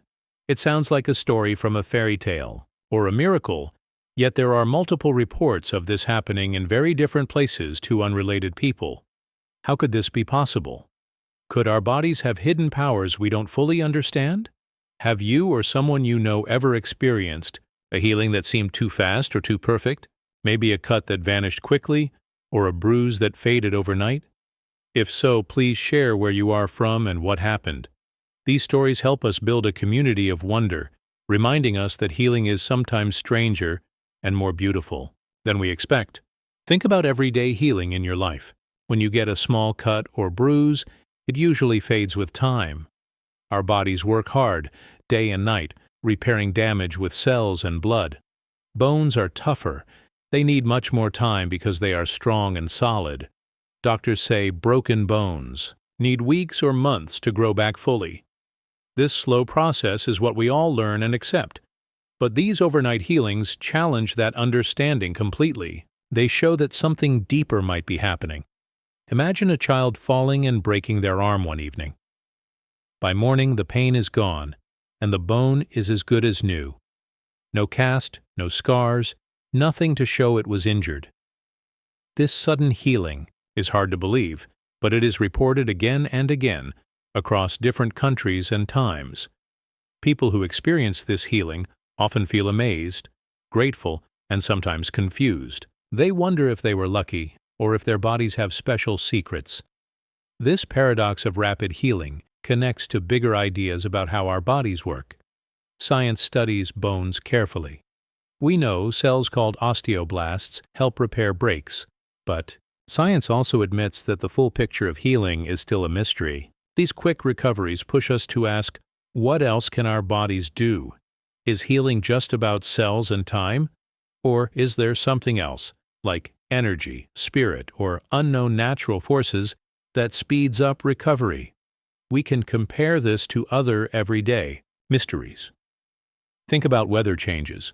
Sometimes storms pass faster than predicted or sudden calm arrives. Or how sometimes during stressful exams or hard times, a kind word or a small rest can heal a tired heart quickly. Healing is not only physical but also mental and emotional. Our whole being, body and mind, works together in ways we don't fully understand. This idea of fast healing also touches belief and hope. When we see something impossible happen, it inspires us. It makes us think there is more to life than what we see every day. Maybe the mind's power to believe in healing helps the body heal faster. People with strong hope often recover better from illness. Could belief be part of the secret behind these overnight healings? Looking at healing from a language or communication angle is also interesting. We often say things like, "Time heals all wounds," but if healing can be instant, what does that say about time and the body's language? Maybe the body speaks in ways our words cannot explain. Healing might be a message from inside us, showing strength and resilience beyond what we imagine. Mental health is also part of this story. Healing bones overnight might be rare, but healing emotional pain quickly can sometimes feel just as impossible. Yet, small moments of kindness, calm, or understanding can bring quick relief. This reminds us that healing is a whole experience, body, mind, and heart combined. From the viewpoint of artificial intelligence and medicine, these overnight healings are puzzles. AI can analyze patterns and data, but can it understand the miracle of sudden recovery? Can machines ever capture the mystery and beauty of a bone healing itself in one night? Probably not, because healing is not just a process. It's a wonder, something alive and full of mystery. As you think about these stories, reflect on your own experiences with healing. Have you ever felt stronger after a night's rest? Have you seen wounds disappear faster than expected? Maybe your body is more powerful than you realize. Life is full of quiet miracles, often hiding in the simple moments when we least expect them. If this story touched you or made you curious, please share your healing experiences or your location below. By sharing, we connect and remind each other of the incredible powers within us all. And if you want to hear more amazing stories like this, don't forget to like, comment, and subscribe. We will keep exploring the quiet mysteries of the body, mind, and world, always gently and thoughtfully. Because sometimes the greatest healing happens not just in time, but in the magic of a single night. The missing moon. Imagine looking up at the night sky, expecting to see the familiar bright moon shining down. But instead, for a whole hour, it simply disappears. Not hidden by clouds or blocked by anything obvious. Just gone. All you see are countless stars scattered across the dark sky. This happened once in 1997 to people in one region.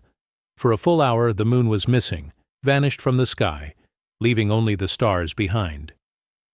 It sounds like a dream or a strange trick of the night, yet thousands witnessed this puzzling event.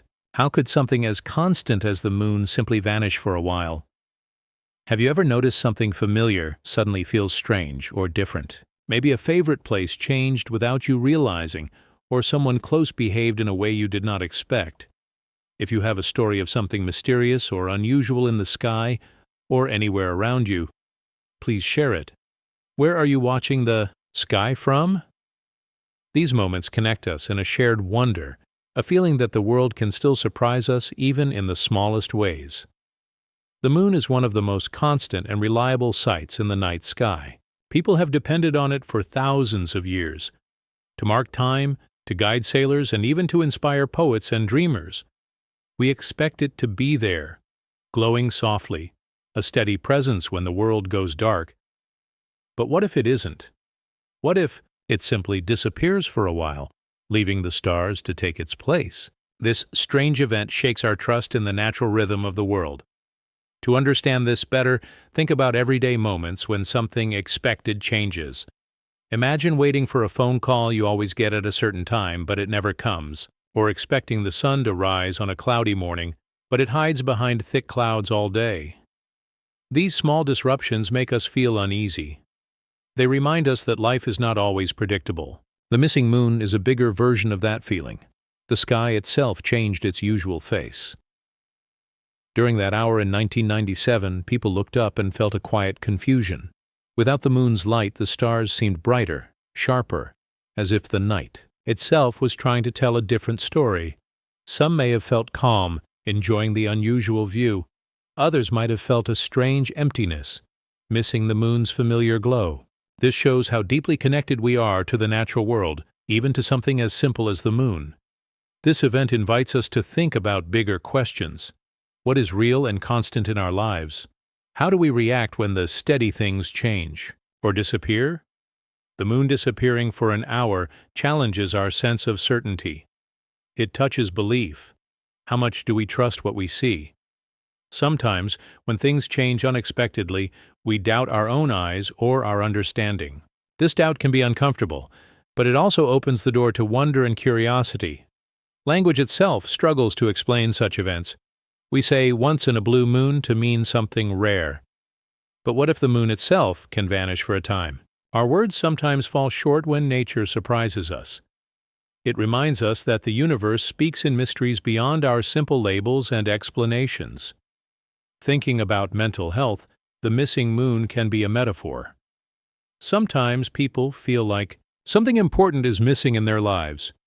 A feeling of emptiness, loss, or absence that lasts for a time. Just as the night sky looked different without the moon, our inner world can feel unfamiliar and strange when something we rely on is gone.